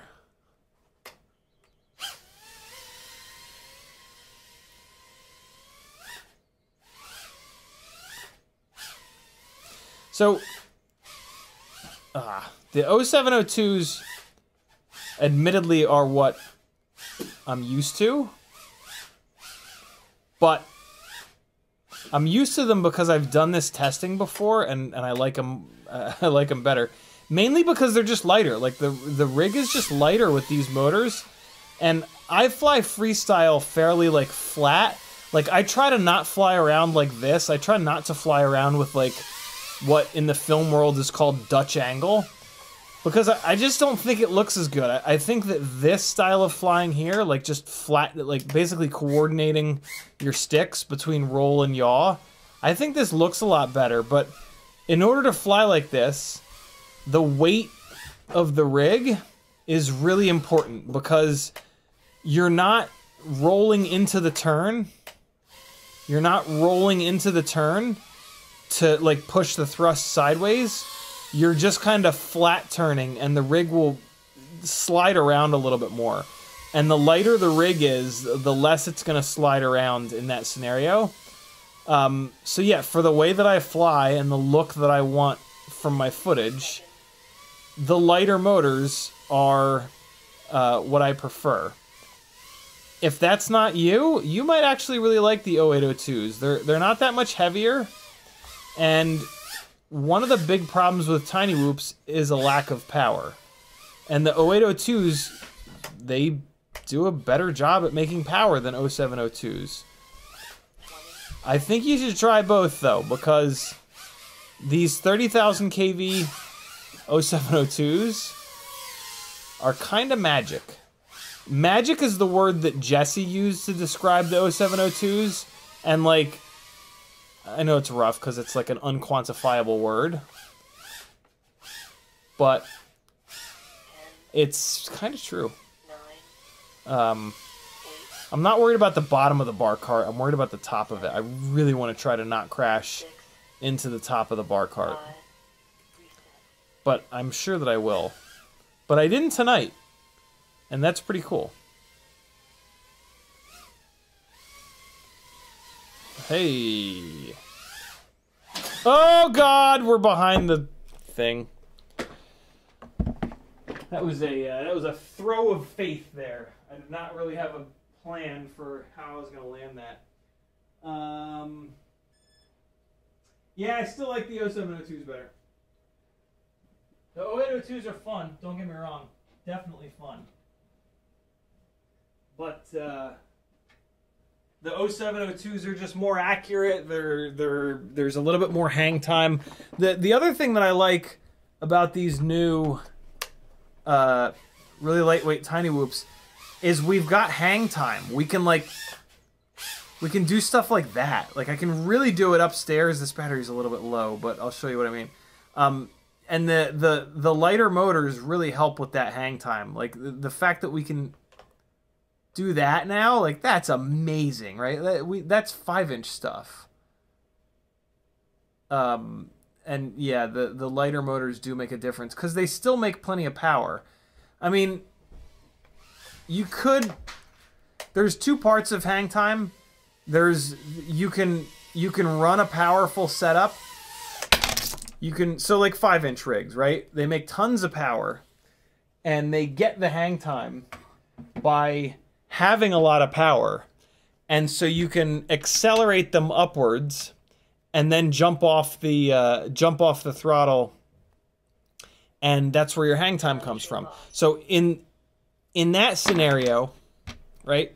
So heavier weight with more power. So 0802s. Your hang time is going to come from more upwards speed and more mass. So it's going to travel upwards for a little bit longer, but then it's going to come down a little bit faster because it's heavier. Whereas and when I say hang time, I don't mean like this. I'm talking like this. I'm talking inverted. I'm talking nose down. I'm talking nose up. Like hang time does not mean, oh, just make your idle really high and it'll hang forever. That's not hang time. Hang time means the rig is at idle, and the only thing carrying it upwards and then downwards is momentum and mass.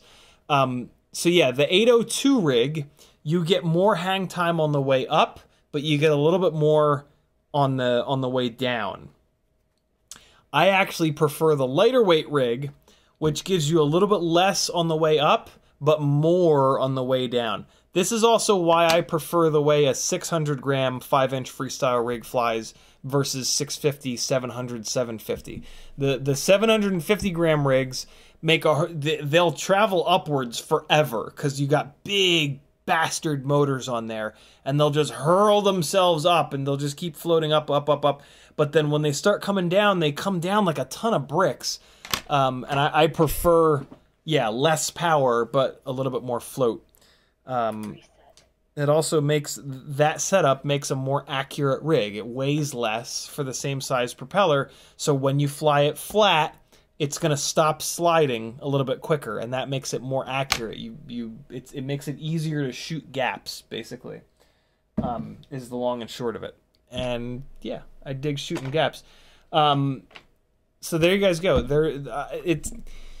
You may very well like the 0802 30,000s better than the 0702 30,000s. It's a very subjective thing, and there's no wrong answers. Personally, the 702s for me are they're magic. Sorry to use a word that, like, you know, is so not scientific, but it just has a magical feel to it. Lightweight whoops do. Lightweight whoops are a real thing. Look at this cool little battery holder. Available over on Weebleed. Use my affiliate link, yo. Weebleed's got really cool stuff. I really dig what Zotac has going on over there. It's pretty awesome.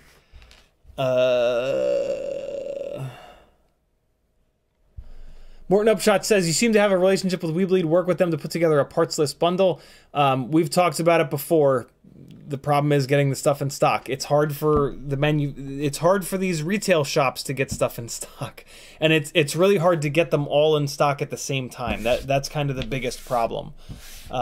So yeah, I mean, we're trying. Jackalope says, isn't your perfect whoop build on JB's website? Thought you did a collab. It is. I had that up. I was showing that a little bit earlier in chat, in the stream rather. Kevin Sumner says, I guess why not both? Yeah, it is kind of cool to have both, but you do want to try to settle on one and just fly that and build two of the same thing and just fly that as much as possible, especially like trying to fly acro inside. It's really difficult. It really helps if you just settle on a rig and put 500 batteries through that rig. Meldritson says, I can't not roll into turns. Fixed wing pilot habits, LOL. Yeah, fair enough. Fair enough. It's a thing that you have to learn. It's something that early, like, so when I got into FPV, it was just freestyle. I just flew freestyle. But long before I started flying, building Cinewhoops and flying cinematic gigs and shit like that. And it's probably because I come from like the TV radio world, right? That's what my degree was in 20 years ago, and I've always loved video editing and watched content from good editors. I've always just kind of liked the look of cinematic footage, and cinematic footage is typically on a gimbal, or at least cinematic footage typically has the horizon flattened out. That's like one of the tenets of cinematic footage. And so yeah, pretty early on in my FPV journey, I started to coordinate my sticks more to fly around with a more flat horizon. And yeah, when I started doing cinematic work, that became a really, really, really big thing. And now when I fly freestyle, it's pretty flat. Like it's pretty flat. And one of the things that kind of led to that too was that, like, I would play footage for non-FPV people, and like early on they'd be like, Jesus Christ, I can't even watch this. Like, how do you not get dizzy? How do you not crash? And like, I didn't like that. Right? Like I want to show off my art to people, and like I want people to watch it and be like, oh, that's cool, and not watch it and be like, Jesus, what the fuck is this bullshit? And I found that, so like one of the things that I picked up really early on was like, all right, well, how can I fly freestyle, because that's what I love to do, in a way that not just other FPV pilots can watch it. And the big thing is just not doing flips and rolls anymore, which is great because flips and rolls require no skill, and I don't know, they just don't do anything. It's just like, it's like a nervous tick. And the other way was to flatten out the horizon and try to keep the horizon a little bit more flat, because that's what people see, right? When you watch television shows, the fucking television shows aren't filmed with Dutch angle the whole goddamn time. They're filmed with a flat horizon. That's considered like professional, right? So yeah, it's something that I've been doing for a long time. It's hard to do. You got to coordinate roll and yaw all the time. And it takes a lot of work to kind of figure that out, but it, in my opinion, makes the footage look so much better and so much more professional and so much more viewable. And you can focus on, you're not so focused on the flying, right? Like you're in, and that's, to me, that's kind of the point. Like, I want to show the location. I want to show like the cool things that are happening. I want to show like the cool dive. I don't want it to like be just like this masturbatorium of like, look how fucking good I am, right? But hey, that's just me. There's no wrong answers. You know, this is what I prefer. If I'm sure plenty of FPV pilots hate the way that my flight footage looks. That's okay. I probably hate the way their flight footage looks, to be honest. When the horizon is really moving all over the place, yeah, it sounds harsh, but it kind of looks unprofessional to me. Like the pilots that have been in it for the longest period of time, most of them, you'll notice that they tend to kind of level the horizon out. It's really hard to do. It's really hard to like pre-plan your route in a way that you can turn into the corner flat and manage your momentum and make the turn to line you up properly, without just the easy button is just to roll over and jam the throttle. And it's one of the ways that I tend to be able to tell how long a pilot has been flying. Like newer pilots, they will roll all the time. It's just sort of one of those things. But again, there's no wrong answers. Whatever any one of us likes the look of is what we should gravitate towards and do. Yeah.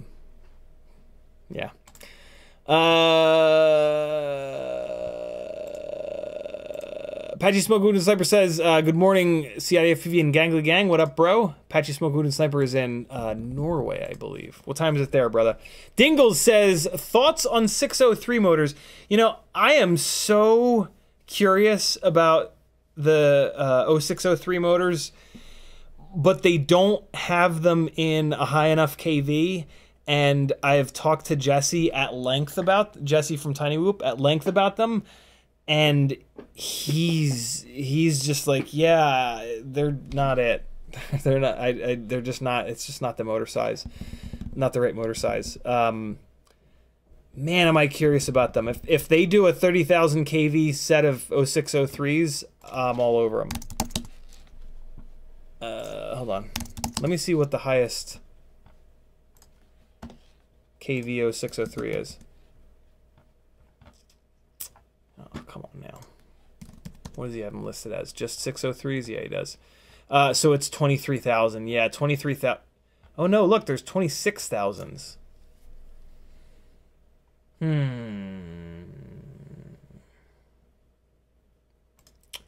26,000 is a lot more interesting than... I love this.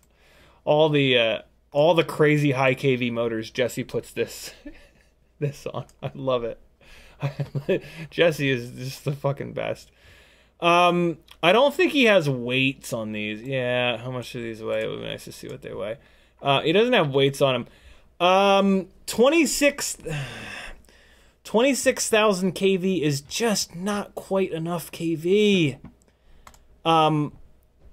I'm gonna get a set though. I've been meaning to do a. I have a bunch of tabs opened here for a Tinywhoop order. I'm gonna get a set because I need to know. Unfortunately, at 26,000 kV, I'm gonna have to run them on tri-blades to get the power back compared to 30,000 kVs. If I run them on biblades, and I will run them on biblades, I could be wrong here, but more than likely. If I run them on biblades, all I'm going to be able to notice is that they make less power. That is going to be like the big dominating difference in flight performance that drowns out every other subtlety that's there. So what I'll then do is put them on the Gemfan prototype tri-blades. That'll get me some of the power back. But I don't like the way that the tri-blades fly. We've been playing around with those prototype Gemfan props for about a month. And you guys have seen it in me flying those prototype props. I don't fly as good. And they're slower and they're grippier, and I just don't like it for freestyle. So, yeah, unfortunately, without 30,000 kV, I won't be able to give those 0603s a totally fair test. But I've been wanting to try them for like a year because 603s came out a long time ago, and I'm intrigued. A 2mm tall stator, when you go from a 2mm tall stator to a 3mm tall stator, you gain 50% more vertical winding area. And the vertical part of the windings is the only part that does any actual work. Because of the way the magnets come around, the vertical part of the stator is everything. And to gain 50% more vertical stator and vertical winding area, that's a really big deal. And the amount of weight gain, typically what happens is, and you see this with 2306s versus 2207s, you will gain a lot more power, but you will not gain a lot more weight. The problem with 2207s versus 2306s is that 2207s are all needlessly heavy for lightweight rigs, in my opinion. So that's a different scenario why I run 2306s. But yeah, the 0603s, I've always been really interested in them because of that, because a 2mm tall stator is kind of a waste in a way. 3mm makes so much more sense. And to compound on that, to give you guys the full story, so from 2mm to 3mm, 50% change, big fucking change. 3mm to 4mm, still a big change. 4mm to 5mm, now that think of it in percentages, right? The percentage of change goes down every single time. But every time you do this, every time the stator gets a millimeter taller, it gains the same amount of weight. And so from 2mm tall to 3mm tall, it's got a little, it's got a fairly low weight gain, but a 50% increase in that vertical. 3mm to 4mm, it's the same weight gain, but it's a smaller percentage of change in that vertical. 4mm to 5mm, it's the same weight gain, but it's an even smaller percentage of change. So as the stator gets taller and taller, there's kind of a sweet spot with these stator heights. And yeah, so I didn't realize they had such a high KV 0603. I'm kind of excited to get a set of those. I really wish they had them at least in 28,000. 26,000 is like, it's so fucking close. The Mobula 6 ELRSs for a short period of time came with 0702 26,000 kV motors, and they were close. They were really close to being brilliant, but it just didn't quite have enough RPM. But an 0603 is a significantly bigger amount of stator volume than the 0702. We can take a look at that by Google searching volume of cylinder calculator, and we can do it here, right? So radius is half of the 06, So 3, and then 3. So 8482 for the 0603 versus 07, which is 3.502. So the rough volume of that cylinder is 76. So 84 versus 76. That doesn't tell the whole story because the volume of the stator is, again, the verticality that we were just talking about is the most important part. The volume of the cylinder is important, but like for example, the inside of the stator is bearings or bushings. That doesn't do any work. So the stator volume is a valuable number, but it doesn't tell the whole story. So like a small change in stator volume, in this case, is not going to. There's going to be a bigger change in thrust than the amount of change in the volume of the cylinder. We're getting really in the weeds now. Kevin Sumner says, why not both was a reference to both shipping the ultimate build as a bind and fly and as a parts kit. Got it. Yeah, very true. Very, very true. EvaFPV says, wind is always the enemy of a level horizon. Yeah, very true. Very true. It's, what's nice about practicing flying level a lot and getting really good at it is that you fly level, and then if the wind is saying fuck you, then your last resort is to roll over into the wind.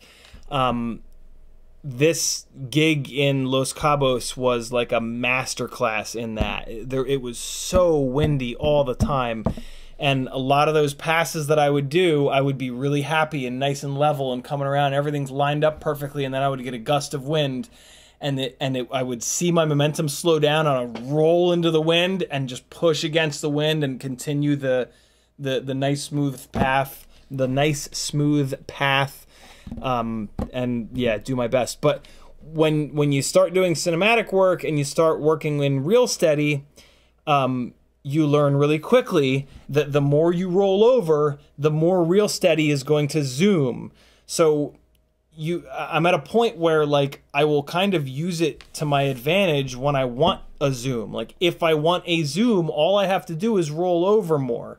So I'll like use that on purpose, but when it's wind related, you're not necessarily in that moment using it on purpose. You're rolling because you have to maintain the path that you're on so it doesn't look like a mistake.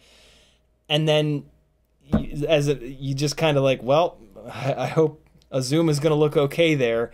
And then if you do that move again, you'll set yourself up farther back, as long as it's not like swirling wind. The problem I was having at that hotel was that the buildings were on this weird 45-degree angle and the wind was very erratic. So like I would come around a second time like, ooh, the wind is going to get me here. Let me set up farther back so that the real steady zoom evens out where I want it to. But then I would come around and there wouldn't be wind in that spot. Or, you know, there'd be a gust in a different spot. It was really, really difficult. So much fun though. That is like, troubleshooting that shit is just everything to me. That's like, oh my God. It's why I love cinematic flying so much, is because you're troubleshooting these like really subtle things, and there's like 3 things going on at once, and you gotta like, all right, what's more important, having this shot not zoom in, or having, you know, my momentum just stop and then I can make another path, or maybe I can rotate the other direction to make it look like my momentum changing was on purpose, or it's just, I fucking love it. B-Man says, bro, what? 603, 26,000K, the weight difference should do something. I'm not convinced there's going to be much of a weight difference. I don't know. I'm going to get them and we're going to find out. I would love to know the weight of a 603, though. The 702s are so light that I don't know how a motor can get any lighter. But they should be. 661 says, if you make a Tinywhoop order, you better get some custom dyed Meteor 65 frames. They are hot.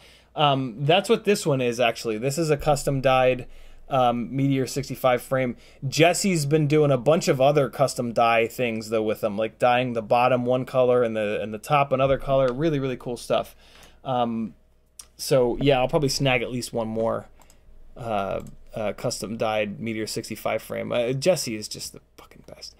All right, we are caught up on chat. I would like to do something on this glide. So let's do this. I have decided that since I'm trying to sell these for a lot, I am going to do ARM LEDs on them. So let me see what I might need to do a little order of ARM LEDs. I don't know what I've got.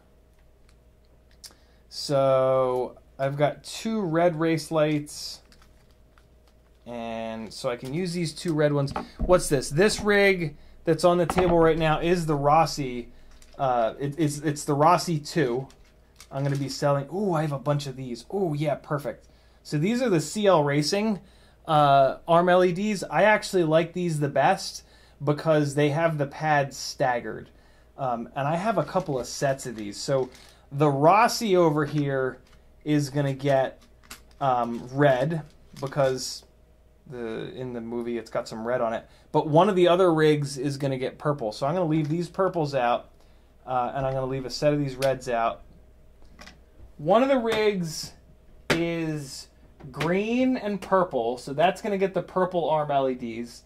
The other rig is red and purple, and then this Rossi 2 is red and blue. It's kind of red and gunmetal gray, but yeah, it's kind of red and blue. So I'm going to use 2 sets of these reds, and then 1 set of the purples. So that's pretty cool. I'm surprised, but not surprised that I have enough ARM LEDs to use on these rigs without having to do another order. I did buy these for me, but yeah, this is awesome that I have them ready to go. So here's what I'm going to do. I'm going to... Sixes1 says, so you're going to put remote ID on those, right? Yep, absolutely. Remote ID will definitely be going on these. I will put it on the back in the best possible location for all the remote ID things to happen. That's very important. So we've got the ARM LEDs. I've got the so this is what we're gonna do. We're gonna just measure out. I'm gonna show you guys how I sort of measure out the motor wires.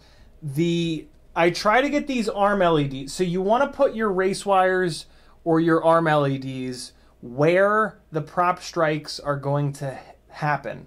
What you don't want to do is put them all the way up here. Let me see if I can get it to balance on here. You don't want to put it up there like that. That doesn't do any good. You're never going to get any prop strikes here. You want to put these ARM LEDs down pretty much as close to the border between the arm and the base plate as possible. You don't want to put it too close to where it has to sit like crooked. So you want to pull it back a little bit, but yeah, you want to get it like pretty much all the way out here. Give yourself like 2 or 3 millimeters of a gap because you want to get it flat on the arm, and then you want the wires to kind of come up. So yeah, that's basically where you want them to go. I've got the motor. I've got 2 bolts in the motors so that the motor is sitting exactly where it's going to sit. And then, so I push the motor wires down as flat as I can to the arm. And then you put the ARM LED on top here and just kind of make sure you have that good little gap right there. And then what you can do is take your wire cutters. And now, since these are ARM LEDs where the center pad is staggered forward a little bit, I'm going to cut these a little bit long, but I'm going to assembly line some of these. So get your ARM LED where you want it, and then just kind of line it up. You don't have to get this perfect, but for me, I do want to get this as close to perfect as I can. Actually, you know what I'm going to do? I'm going to sneak the ARM LED under, and then I can see. That'll be perfect. So then we'll hold the wires down on top. And now you can see where the end of the pad is. You can get it lined up here, and then you can just come in. And you don't have to cut all the way through the wire, but leave a little mark in the wire, and then you've got that. And then I can come over here where this other pad is, and I can leave a little mark, and then I can come where this other pad is on the other side here, and leave a little mark, and now you go. There you go. There you got your cut lines marked up. You can come back in, cut it the rest of the way, and now this motor has the perfect length motor wires to link up with this arm LED. And now the technically speaking, you could make an argument for cutting these a little bit long, so that you have a little bit of a gap here. The problem with doing that is they kind of get bunched up and they can get hung up on like branches and shit. Like this outer part of the arm is going to take a lot of abuse. A lot of scraggle is going to hit here. And what you don't want is for these wires to get mashed by scraggle and the silicone to rip. Because the carbon fiber is conductive, so now you've got exposed wires. It's just not good. So I really prefer to get this part of the motor wire completely tucked in, dead center, and completely flat on the arm. And you can even run like a wrap of electrical tape or that like hockey grip tape around this to further protect these. Because for the most part, if you protect this right here, this bit of wire and this stator base can kind of last you forever. You're going to break a whole bunch of motor bells when you smash into concrete, but you can get like 10 motor bell replacements out of a stator. And this part of the wire and the stator, it can just stay bolted down damn near forever. And it's just one of these things that kind of makes serviceability really, really nice. But again, you got to get these wires flat. You got to protect them. You got to keep them tucked in. If you have a bunch of extra wire here and it's all bunched up and it's gangling over the side, it's going to take more abuse and it's going to rip sooner. And yeah, I mean, just replacing bells is wonderful. You buy a whole bunch of replacement bells, you save some money. They're easy to replace. They're quick to replace. And eventually you're going to replace a bearing and a stator, but most stators, you can pop the bearings out and just kick a new bearing in there. It's just one of the things that's kind of helped me on the serviceability end of the world, to spend as little time as possible repairing these rigs and as much time as possible flying them. So yeah, for me, I'm just going to double check that these are the right length. This thing sits in the exact right spot for me. So now I've got 1, 2, 3, 4, 5, 6, 7, 8, 9, 10, 11 more of these motors that I'm going to just line up. So here's what I will then do. Usually I will only put one motor on an arm. I don't know why I put all 4 of these on. That was a weird thing for me to do the other night, but I did. I might have just, I don't know why I did it. But here's what you can do. You get one perfectly set up, and then because all we're measuring there is the distance from the motor to the arm LED, as long as you're not on a dead cat rig, you can then just hold these motors butt to butt basically, and cut the rest of your motor wires in that exact same length, and you can do like a mini assembly line. For me, I'm going to do a super assembly line. I'm going to do 12 of these, or 11 of these, 12 total. But on a regular build, you can save time because you got to do this with 3 additional motors, unless for some reason you want. If it's dead cat, you got to do that measurement one more time, and it's probably not even worth it because you're only going to copy it over to one other motor. But if there's some strange reason that you want your race wire, and now you're going to save this because this is going to be the wire that you use to go from the other side of the arm LED to the ESC. Cool? So save this. Save this motor wire. It's just good to save. It's good, solid motor wire. Kevin Sumner says, CiottiFPV and gang, anyone seen a remote ID module that fits a reasonable weight and cost budget? Nope. Does not exist yet.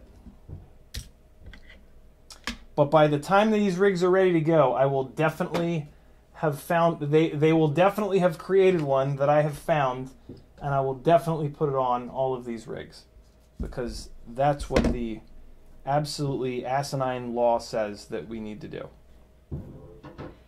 So that's definitely what I will do. because we gotta obey the laws, even when they're completely the dumbest shit ever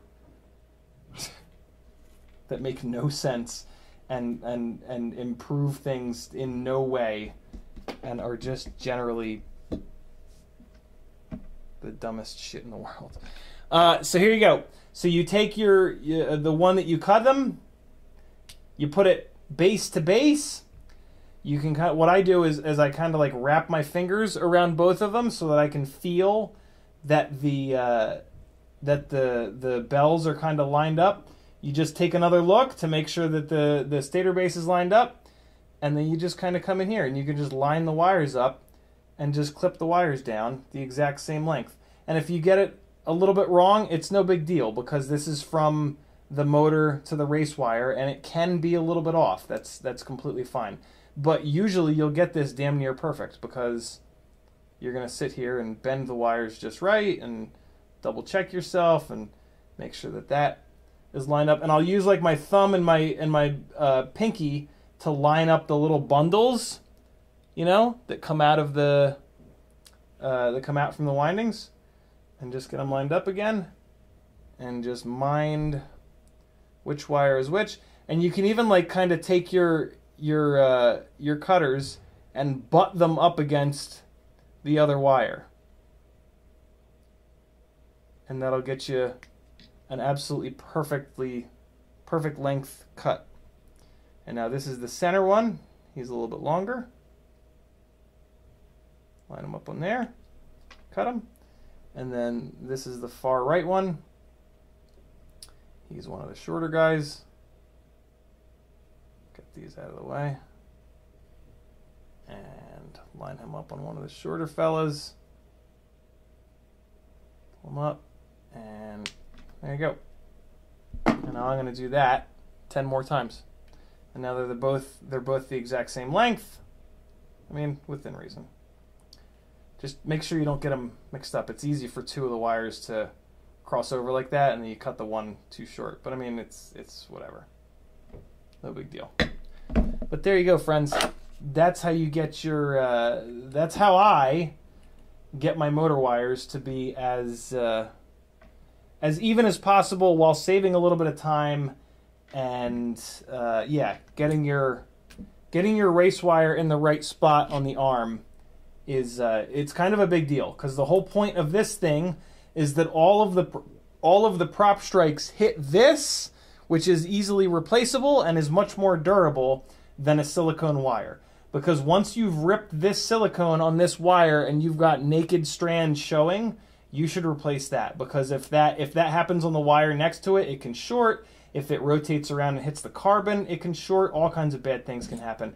These race wires are a revelation, and they take prop strikes all day long and just keep kicking, and they're really great. And the ones with the LEDs on them, you're going to knock these LEDs off, but that's okay. As you knock the LEDs off, eventually it just becomes a regular race wire, and that's cool too. Breaking the LEDs off does not make them not work anymore. So yeah, every LED that you knock off, just smile a little bit, because that would have been a prop strike on your silicone wire, and you would have maybe had to break out the soldering iron and rewire the damn thing. So yeah, there you go.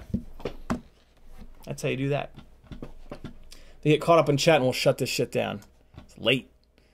I'm caught up on chat. Thanks for hanging, friends. Here comes the Los Cabos edit again. I'm going to drop the Vimeo link one more time in the chat. Go check that out. I'm going to play the last... I'm going to start it like halfway through, because it's 4 minutes long. And I don't want to sit here for 4 minutes. I've already watched it a bunch of times. But here it goes. I'm going to put... I don't know that he used copyright-free music on it. I'll bet you he did. I'm sure that he used copyright-free music on it. I'm gonna give it to you with the music. I can't possibly imagine a world where he did not use copyright-free music on this. So here you go, friends. I'll be back on Wednesday for Whoop Wednesday at 6 o'clock. This Wednesday, I'm going to do it at the right time. So 6 o'clock on Wednesday Eastern. See you guys. Be good. CiottiFPV.com. Help me keep going on this crazy adventure. It's tough to be a full-time FPV donkey. Help me out if you have a couple extra bucks. CiottiFPV.com has a bunch of ways you can do that. Patreon helps me the most and gives you the most benefits. Be good, friends. Cut 6 wires. LOL. Yeah.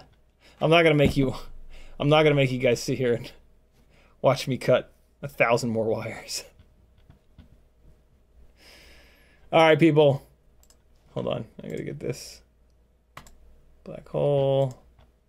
Gotta get this going and enjoy the second half of the Los Cabos edit. I'll see you guys Wednesday. Later.